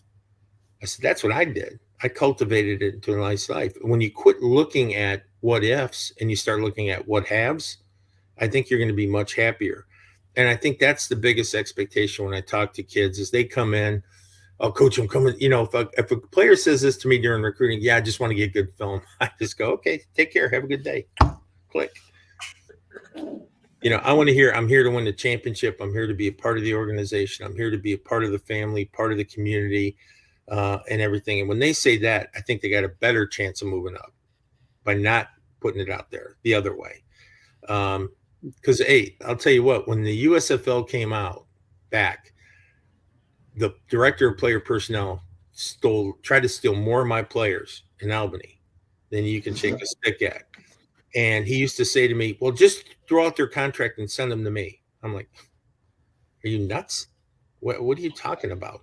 That's not going to happen. If they leave, they leave under their own volition. I'm not going to just give you, I call lazy recruiting. Mm-hmm. They go through all these rosters, they pick the best of the best, and that's how they recruit. And then they start watching film on them. Do what we have to do. Go ground, boots on the ground. Have to dig in and research a kid and talk to him and do research on his college career and all that other stuff. Like I said earlier on, guys, people don't want to put in that work. They just want to, here you go. So, Leo, what you got for Coach? You put me on the spot here into this conversation. I think that's a very interesting take with a lot of insightful, a very insightful perspective on the whole spring league and the XFL, USFL, now UFL, and what place that has. Sorry? What's going to be next year? What initials are they going to come up with next year? Yeah, in my opinion, I mean, I think you're right. We have not seen a successful spring football league. I mean, you talked about the horror stories we touched on earlier. We've heard horror stories about the original USFL. We definitely witnessed some horror stories in the AAF. Yes, the XFL was, iteration 1.0 was more of a entertainment gimmick than an actual football league. 2.0 seemed to have a little bit of legs, and then the COVID thing happened. COVID hurt it. That really was the undoing there. And then we had 3.0 last year, which got off to a little bit of a rough start. The business side wasn't the best, things on the field. And a lot of that, we talked about that last year, Philip and RC, exactly what Coach Menas mentioned, where we wondered sometimes with Coach Ward, whether his approach was more, is he developing these guys? Because he said his ultimate goal was to get those guys contracts to the NFL over winning football games. And, we talked about how fickle the San Antonio fan base is and how winning means everything here in San Antonio and really is what gets the attention. And sometimes we weren't sure that was the top overall goal for Coach Hines Ward and the Brahmas last year. So definitely some interesting perspectives there. I will say we've seen it work for certain players, but it's been few and far between. Not a lot of players, because NFL is absolutely a league of opportunity, and you have to have that light shine on you at the right time, at the right moment, with the right set of eyes watching to really get that shot. We haven't seen it work for guys like Scott Daly, who we had as an interview as a long snapper for the San Antonio Commanders and is now the long snapper. He was in IR towards the second part of the year, but he took a very long-standing long snapper for the Detroit Lions and beat him out for the position and took that job. And you see guys like what's the kicker in Atlanta, Koo, who as well got his, and now he's a staple in that on that Atlanta roster as a Pro Bowl caliber kicker. So you have seen it work for some players here and there in spots, but few and far between. You see guys shine at that level and then go up to an NFL roster, get an invite to a camp, and then they're simply an afterthought. I mean, someone like Jacquez Patrick, who we thought was really great for the Brahmas last year, and goes up to Denver and hardly gets a look in the preseason before he's released and bounces around a little bit. So there's a lot to what some people are going to be upset because we have hardcore Brahma fans that are loyal to the team and that organization and those players. But yeah, I think the jury's still are, and there's it's really interesting this point of view, something we haven't really delved into too much on this show in the past. But here's the thing, Leo, let me be clear on something. First of all, I'm totally supportive of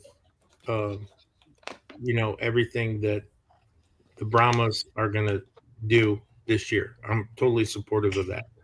I'm totally supportive of San Antonio professional football in general.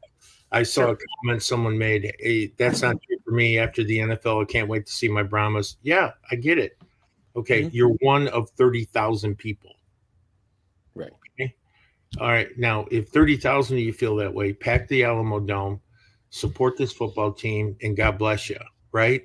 But don't just say I am and then don't do anything about it, right? Right. Because 100. Everything's driven by attendance in this league, in that league. It's not driven by TV coverage. It's driven by attendance to show that, the whole thing is working. That being said, I am 100% supportive of any football. And let me be clear. I've said this multiple times. IFL, AFL, NAL, CFL, UFL, NFL, because of the opportunity. It's more opportunities for players and coaches to continue on, right? I got players that played for me that are playing in Japan right now that are making as much money as the guys starting in the CFL and loving life and enjoying themselves. David Pindell, quarterback. He's like a god over there in Japan, right? Playing quarterback. You got guys playing in Mexico. You got guys starting to play. They're doing initiatives, and Germany's killing it in professional American football. Again, opportunities. God bless them. But think about this. The 53rd guy on an NFL roster is great. Mm-hmm.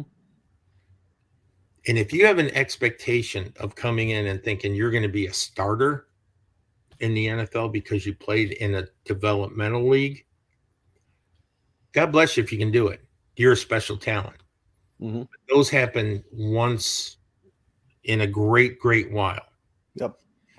In that process of being one of those guys to get that one great opportunity, you would not believe the amount of damage that's done to these kids between that point and that point.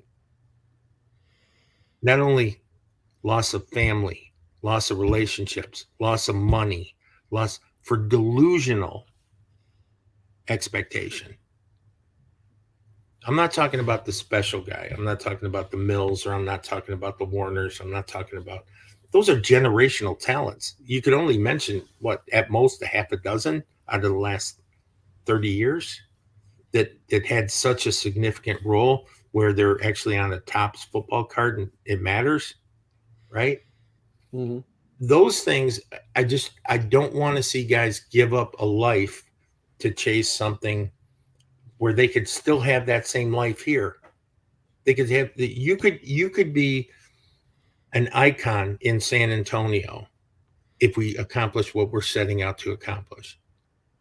You can have just as much fanfare as you could if you were playing for the Brahmas. The Brahma guy can have just as much fanfare as the guy with the Cowboys if he brands himself right, does the community things right, does all that. Now, outside of San Antonio, maybe you're not a big name, but maybe in San Antonio you are. And isn't that what really matters at the end of the day for you and your family, right? I don't know. It's Well, just my opinion. Well, and I've never understood, and we've seen for 30 years, we've seen the guys that play in Major League Baseball that are the guy in their market, whether that's Colorado or St. Louis or Texas, and they come to free agency and they go sign and become another guy in Right. Boston, in New York. Right. Why? Why not just stay in Colorado and be, the next Todd Helton and be a name and you can make the Hall of Fame if you stay in Colorado and you're Todd Helton.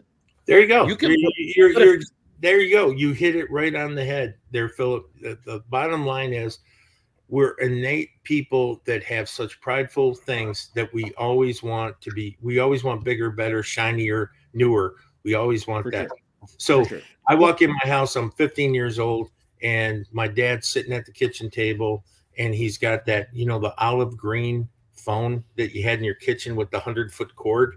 Okay. Yeah. You guys remember those? Okay. Of course. Yep. And he's sitting there and I wasn't 15. I'll take that back. I was actually like 22 because I was playing for the Lions at the time. And I walked in, I said, "Hey, Pop, how you doing?" He goes, "I'm just trying to fix this phone." I said, "Dad, they're like $10 at the hardware store. You can get, or at the shop, you can get a phone for $10.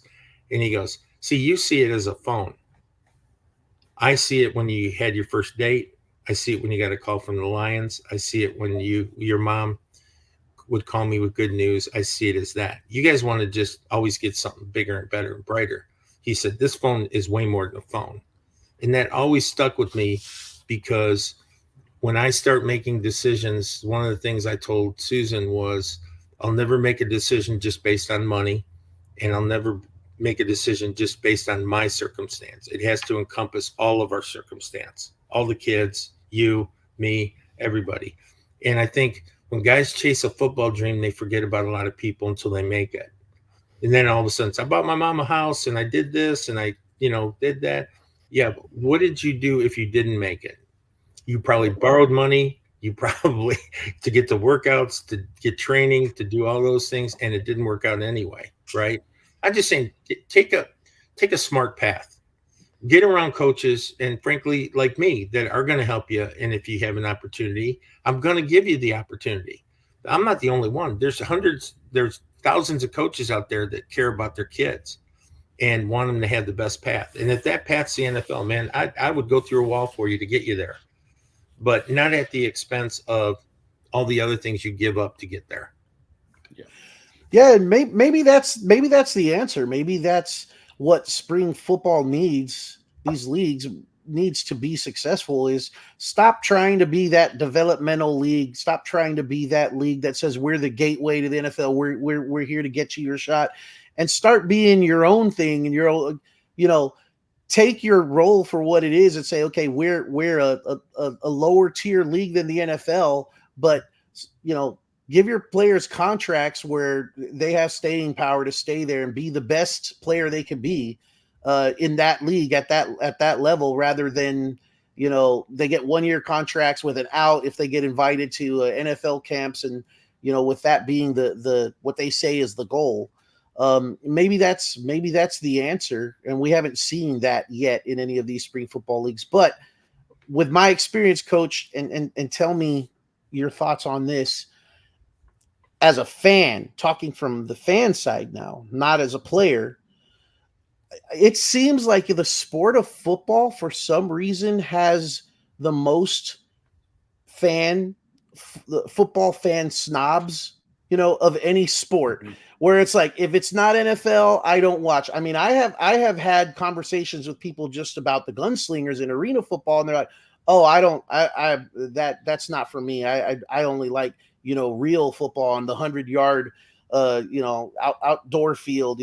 That's not a real football. That's not my game." You have fans that if it's not the NFL, they're just not interested, and I just don't get that as a football fan myself. But it is so prominent here in San Antonio, at least in my experience, people I've talked to, and I just don't understand that. Have you noticed that as well, Coach? Oh yeah, it is. It's prevalent, and you're talking to a guy that I used to come I'd get done doing something and I'd be driving home and I'd go by a high school or a park, and I would pull in the parking lot and watch a Pee-wee football game, or I'd watch a high school football game from the fence. And just because I love football, just because I love football. So it's hard for me to identify that it's just about the NFL or it's just about you got people that only love indoor football. You got people who only love, certain Canadian football. You got people that are all into that. Football is easy, man. We make it way more complicated. It's run, block, tackle, score. It's a super simple game. We complicate it to make ourselves self-important. It's really pretty basic. Jim Harbaugh said a few years ago, he said, it's really the last bastion of opportunity to grow men, because you learn so much in football. It's kind of like the military, but no one's shooting at you, right? So it's one of those things where you get in there and you learn things that you wouldn't normally learn in life, at all levels. Like, I give all the praise in the world to high school football coaches. I did it for 1 year and I about ready to kill myself. I couldn't take it.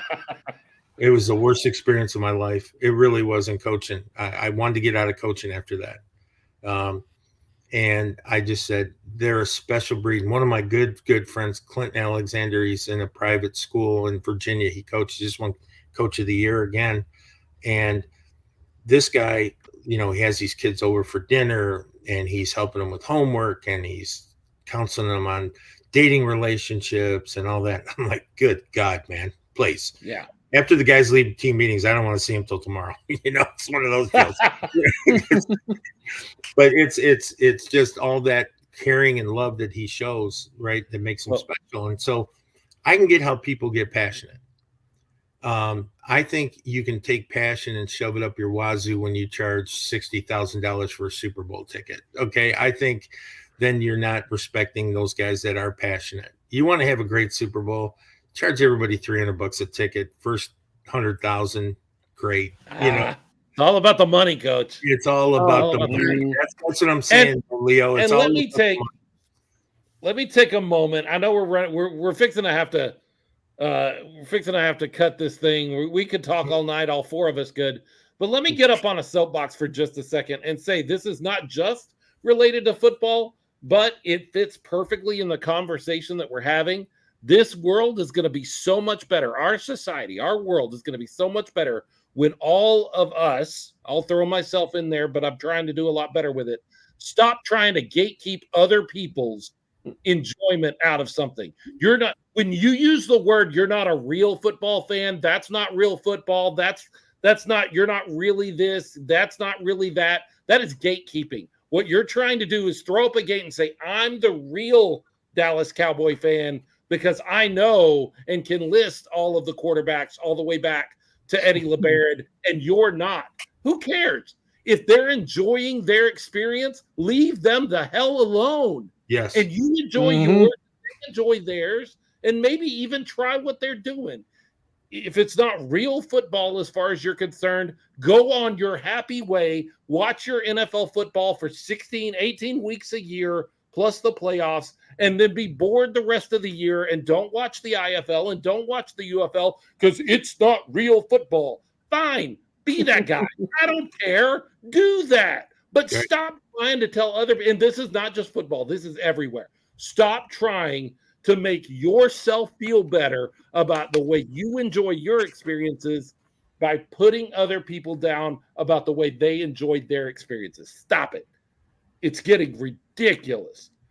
If people want to watch the game, and do you know how many people watched the game last night because Taylor Swift was there? Who cares if you don't like seeing her on screen for 45 seconds? It was 45 seconds. Who cares? I'm going to answer your question, Leo's question, in the same thing. You want to know who the developmental league is for the NFL? It's Taylor Swift. Think about it. No, wait a minute. I'm being totally serious. She's developing fans at the rate of 300 million at a time. I mean, are you kidding me? So listen. There is a future Hall of Famer that watched football for the first time this year because his mom, older sister, whatever, is a Taylor Swift fan, and he fell in love with the game. It happened. and I RC, guarantee you it I'm happens. sure RC can appreciate this too. And that's the same thing, is that's how women can, there's certain women, young women especially, that Mhm. will watch NFL football. Now, if they know Taylor Swift's going to be on, Of course. they're going to And have, what she's wearing and what jewelry and there her you go. hairstyle. And, Well, and that, right. And that's the thing about it. There's nothing wrong with that. Okay. Right.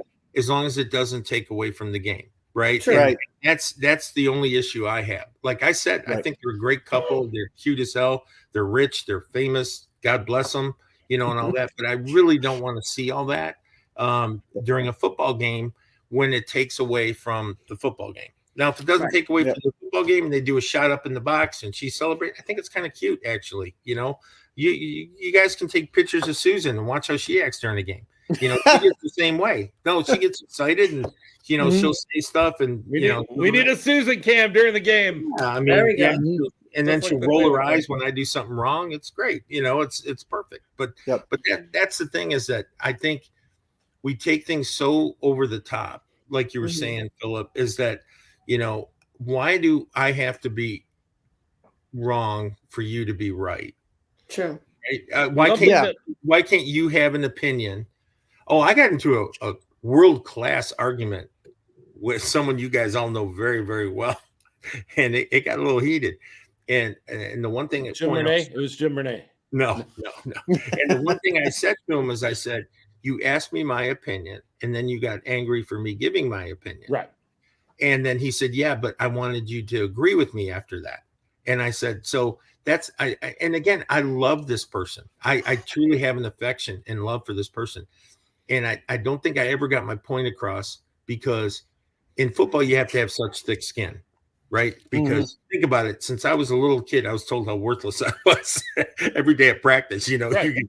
You get these old gym teachers smoking a cigarette while they're coaching football, and you're having them telling you how you didn't run fast enough, you didn't do this. So you develop this thick skin. So then when you get in adulthood, you kind of tend to not have that thick of skin. Well, if you're still in football, your skin's thick as a crocodile now, right? So I wasn't mad at that person. I was mad that I said, you asked me my opinion, and because I wouldn't change my opinion, you got angry with me. Right. And I said, isn't it okay for you to still win, but me to have my opinion? Isn't that okay? And at the end of the day, I think we worked out some commonality, and we both came to a realization that, yeah, we can be that way. And I think that I can agree that a guy is a Chicago Bears fan and I'm a Detroit Lions fan, and half the time you end up by halftime having a beer together. Right. It doesn't have to be all in. It doesn't have to be all or nothing. And I think all this other stuff that's been going on in our society, where you have to pick a side. Think about this. If you're a Trump supporter, you're automatically a racist. Oh, do we want to go here? Of this, of that, right? No, I'm being totally serious though, and it's just based on that. If you're a Biden supporter, then you're okay with all the other stuff, right? And I like what Dana White said. Do you guys follow Dana White from the UFC, the head of the UFC? Not a whole lot. Okay. So Dana White said something the other day that really struck home with me. He said, "This generation is so weak that if you're willing to put your head down and just grind and work hard, you can own anything you want to own. You can do anything you want to do because it's all built on, sand, not on rock. All their opinions are based on sand." So one of the adages I picked up a few years ago, I don't even remember where I got it from anymore, is you don't build your tower taller by knocking other people's down. And it's something that I say on this show pretty often. I bet Leo and RC are maybe even getting tired of hearing it, but you don't. Your tower gets no taller if you knock other people's down. You've done yourself nothing. You've done a service. You've done nothing for yourself by knocking other people down. Stop it. Stop doing it. Stop gatekeeping. Coach, we could talk all night. This could be a 4-hour show. No, I have been told that we need to make sure we have a decent amount of time and not any more. So we've got to start wrapping it up here. One of the things that we need to mention just as a show is that tonight is the last night to order your Smoking Guns podcast fan jerseys. They are exactly like the jerseys that I've got on here. The Gunslingers jersey. Leo's wearing one. The 80s jersey that he's wearing, I'm wearing the Venom. They're the same company that makes those. They're going to be Smoking Guns Podcast on the front. On the back, we've got some branding from not only the Gunslingers, but the San Antonio Brahmas. It is a way that you can enjoy the whole thing. Tonight is the last night. We are putting in our order later this week. If you have a desire to get yours in your size for $40, you need to do that right now. All 4 of us are already signed up. We're all getting ours. I've got mine. Leo and Dolores are getting theirs. RC's got hers.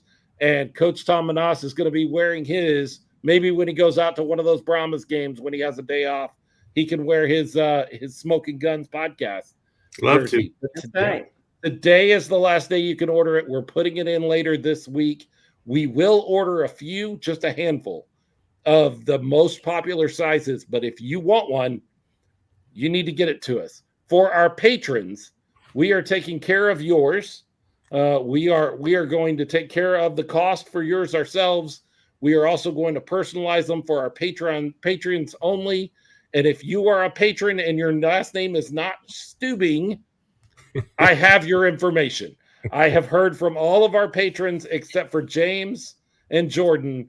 And Jordan is the one that's going to help me put in the order. So he's going to have his opportunity to get his in on that order too.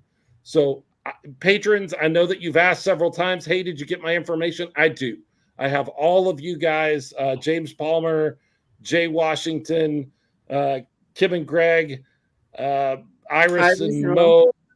And I'm sure I'm leaving others out. I don't mean to, but I do. I've got a list, and I know that all of you have yours. If you want yours, your fan jersey for the Smoking Guns Podcast, get me an email at gunsuppodcast. That's GUNSUPPODCAST @gmail.com. And we will get yours ordered. That is also the PayPal information that you will pay for your jersey at. I've got one order that I don't have a payment on yet. That person knows who they are, and I think they're even listening right now. Make sure you get me payment on that so that we can get your jersey ordered. Do that tonight. These will not be offered again. This is the last time, the only time you will have an opportunity to order these jerseys. Once they're gone, they're gone. We may have a 2025 one, but this is it. We're done with these.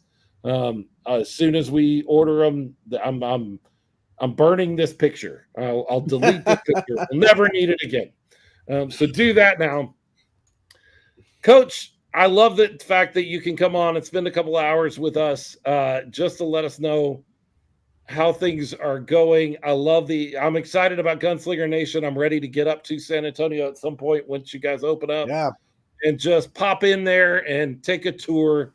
Well, you guys can private message me and I'll give you a little tour even before that when you're ready. But can I say one thing before I cut out of here? Real quick. I just wanted to circle back on one thing. I'd like to make sure everyone knows that every football player is striving for their goal, and on our team, on other teams, and all the leagues. I pray you stay healthy this year. I pray that you're the best version of yourself and you get that opportunity.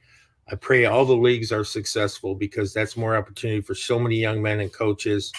But just don't forget why you're doing what you're doing, and keep it in perspective, and you can have a happy life doing what we do. Sometimes you just have to reel yourself in a little bit and not diminish what you're trying to do in expectation, but maybe just achieve what you can do in expectation at a different place. And that's why we love our little boutique league that we have. So, but I wish everybody well this year. It's going to be a great year. That first week notwithstanding, which is going to be a rough week for you guys, but I think it's great that you could. Why do you keep saying that? Why do you keep saying that? For real? What do you think San Diego's going to come out and they're going to look like Goliath? I know a guy named David. We're fine. We're good. when we first, I'll tell you why I keep hedging my bets. There's actually a reason, and it's actually related to our show. When this team got started, we immediately, our first game was against the North Texas Bulls, which was our rival that year in the AAL. And we kind of puffed out our chest, and we were excited about our players, and it was going to be we were going to do awesome, and we were going to they were coming here, and we were going to win. And Leo, is it fair to say they embarrassed us? Like, I think that was an embarrassing game. That was a rough game, yeah. At the end of the game.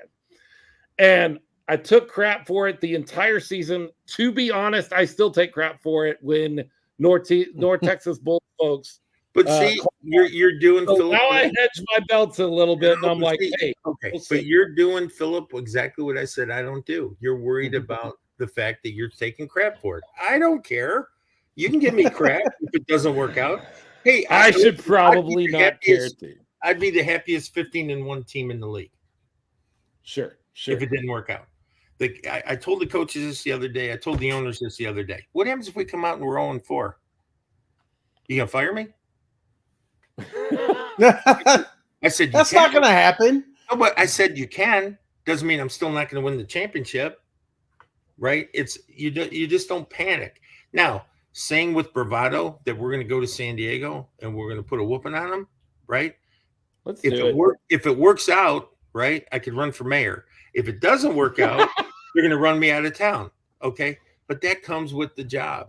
And if you're not willing to bet on your guys and you're not willing to bet on your organization, what the heck are you doing in pro football? What the heck are you doing? So I'm not worried about it. They can talk. And we go to San Diego, we have a great game, we win, we come home. Oh, we're great. 2 days later, we got to get ready for a game, and we're playing a NAS team that's really good. Good team. And really good team. And then we got to battle them. And then we say, okay, we're licking our wounds. Then we got a game in another couple of days. Then we get another game in a couple of days. And, so it's never going to get easier. But it goes back to what Leo was saying. Adversity makes for great stories, right? If you're going to write a story, write one with a bunch of adversity in it and then be victorious, because that's a real story. I think the key here, I think the point that I'm looking forward to in this season, because you never know what you're looking at. You're the coach. You see a lot more than I see. As a fan, the point I'm looking at in the season is actually April 26th. And the day that is that's when we go to Frisco to play the Fighters. The Fighters are a very good football team. At least they were last season. They probably should have been in the championship game. That didn't work out. Sioux Falls beat them. They probably should have been. Well, they changed coaches right then, too. Right. At that point, we will have 4 games under our belt. And my bet is Frisco, this team that has been in the IFL, that was close to the championship game last year, will be looking very differently at that date on their schedule when we get to the 26th. And what's great about that is we're gonna play them there, and then we come here and play them here the next week. So they look at their schedule on the 26th and they go, not only do we have to get through this week, we got to get through next week there. At that point, I think we'll have a real good idea of where we stand in the league. That's the point where we'll really have a good gauge on everything. Yeah, I think you're right. When we're 7-0, at that point, we look really good. Yep, I agree. Coach, I think you go up into San Diego and you win that game by 40 plus, as you said. And then when you come back, 4 or 5 days later, and then you have to play Northern Arizona in the home opener, and you beat them by 50, 60, whatever it is. You make them strip off their jerseys, take off their helmets, and leave everything here and go back home and redesign the logo because they have the nerve to use. Do you know the story behind too similar to ours? They actually stole your logo. Yeah. Oh, no, and admitted to it. Wait, what do you mean? Okay, so admitted to it. Wow. What do you mean? This is a story. Hold on. All right, so I'm not going to say who or what, but I promise you this is a true story. And basically, it got brought up. Hey, your logo's really a lot like our logo, and they said, we know. We basically copied your logo. The things of it, which is flattering. Yeah. It's always flattering to get copied, right? We were in a different league. So we were in a different league, so it didn't matter. So that's why they went with it. Now that we're in the same league, it looks like we're, step stepbrothers, Yeah. our logo and their logo. Yeah, I'm all about, hey, winning percentage keeps the logo. The other team has to change theirs. There you That'd go. be fun, Yeah. But no, it's cool. It's like I said, it's enough that we can identify differently. Yeah, it'll be fine.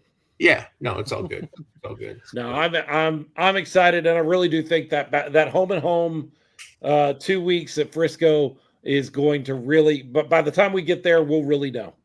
We'll really know what we're looking at, not just from our team, because we know what we have, but we'll know what everybody else has too. We'll have a good base all the way around the league of, okay, these are the teams that we actually have to worry about, and these are the teams that we just don't. And everything Like, everything right now is hyperbole, right? Everything, because you don't even know who's in their final roster, right? I'll tell you this though, which is really weird. People ask me, well, why do you have confidence in the San Diego thing? And I said, well, even if I didn't have confidence, I'd say I have confidence in our guys. But the point is like, I get a transaction report 2-3 times a week, and I see who's on rosters, who got traded, who got cut, who got released, who got signed. And I keep looking, and I look for their 4 or 5 best players from San Diego last year. They're all gone. So, in my opinion, personnel-wise, I thought they had a really good roster last year, and they had some really good football players.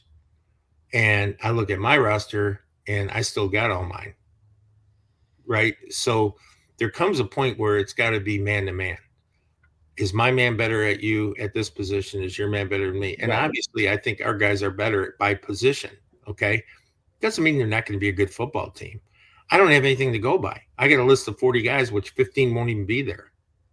And they could trade up, and they could change everything. Hey, I promise you this. I try to get through an entire season with my core guys. I try. Will we have a guy get injured? Yep. It happens. Yep. Will we have a guy move up? Yep. Will we have a guy, quit because he's got family issues back home? Yep. You're going to see different guys. Unlike Coach Shaw, no disrespect, he should have modified his roster towards the end. Yeah. He should have brought in guys, okay? He should have brought in a few guys to help with that heavy lifting at the tail end, because the guys were tired and the guys were beat up and all that. And there comes a point where you got to be very, very careful that you don't do it out of loyalty. Yeah. Absolutely. So I agree. Coach, we've loved having you on. You were welcome anytime. He is coach, head coach and general manager Tom Menas. Go listen to Branded every Wednesday night. They start at 7 p.m. They run till about 8:30 or 9 o'clock. They do that show live, and if you miss it, you can catch it broadcast on the Inside the Walls network. Yep. They're cast on that on Fridays, I believe, is what they do with that. And we're going to have you guys on soon, so looking forward to that. Yeah. Absolutely. We'll come on and take over your show, and you can listen to me talk for hours. Because that's what I'm good at doing. Coach, we're excited about the season. We're excited what things are going to look like, and we really appreciate you taking some time with us. Thanks, guys. I appreciate you all, and to the fans, I hope we see you on April 6th at the Freeman. Let's fill that place and support these young men, and watch us on April 1st, of course, on YouTube, and we'll try to bring you home everything we promised. So, yep. Yeah. Thanks so much, Coach Tom Menas. Thank you, Coach. Thank you, guys. When it comes to pro football, no matter where it's played in the country, whether it is up in northern Arizona or out in San Diego, whether it's the 100-yard field or the 50-yard fight, Leo, RC, even Coach Menas, when it comes to pro football in San Antonio, the 210 has got something to say. Bang, bang. Happy Valentine's Day. So much. Thanks, guys. Thanks so much, folks. Thank you. Appreciate you guys. Thank you, Coach. Bye, guys. Have a good night. You too. Say hi to Susan. And thank you, folks on Facebook and Twitter and YouTube that have hung out with us. We really appreciate all of you. Thank you, patrons, for getting me your information. I will make sure your jerseys are ordered and ready to go. And anybody else that's watching, if you want to get one, get me that email tonight and we'll get it done. Thanks so much for hanging out with us. Bye. Happy Valentine's Day. Night.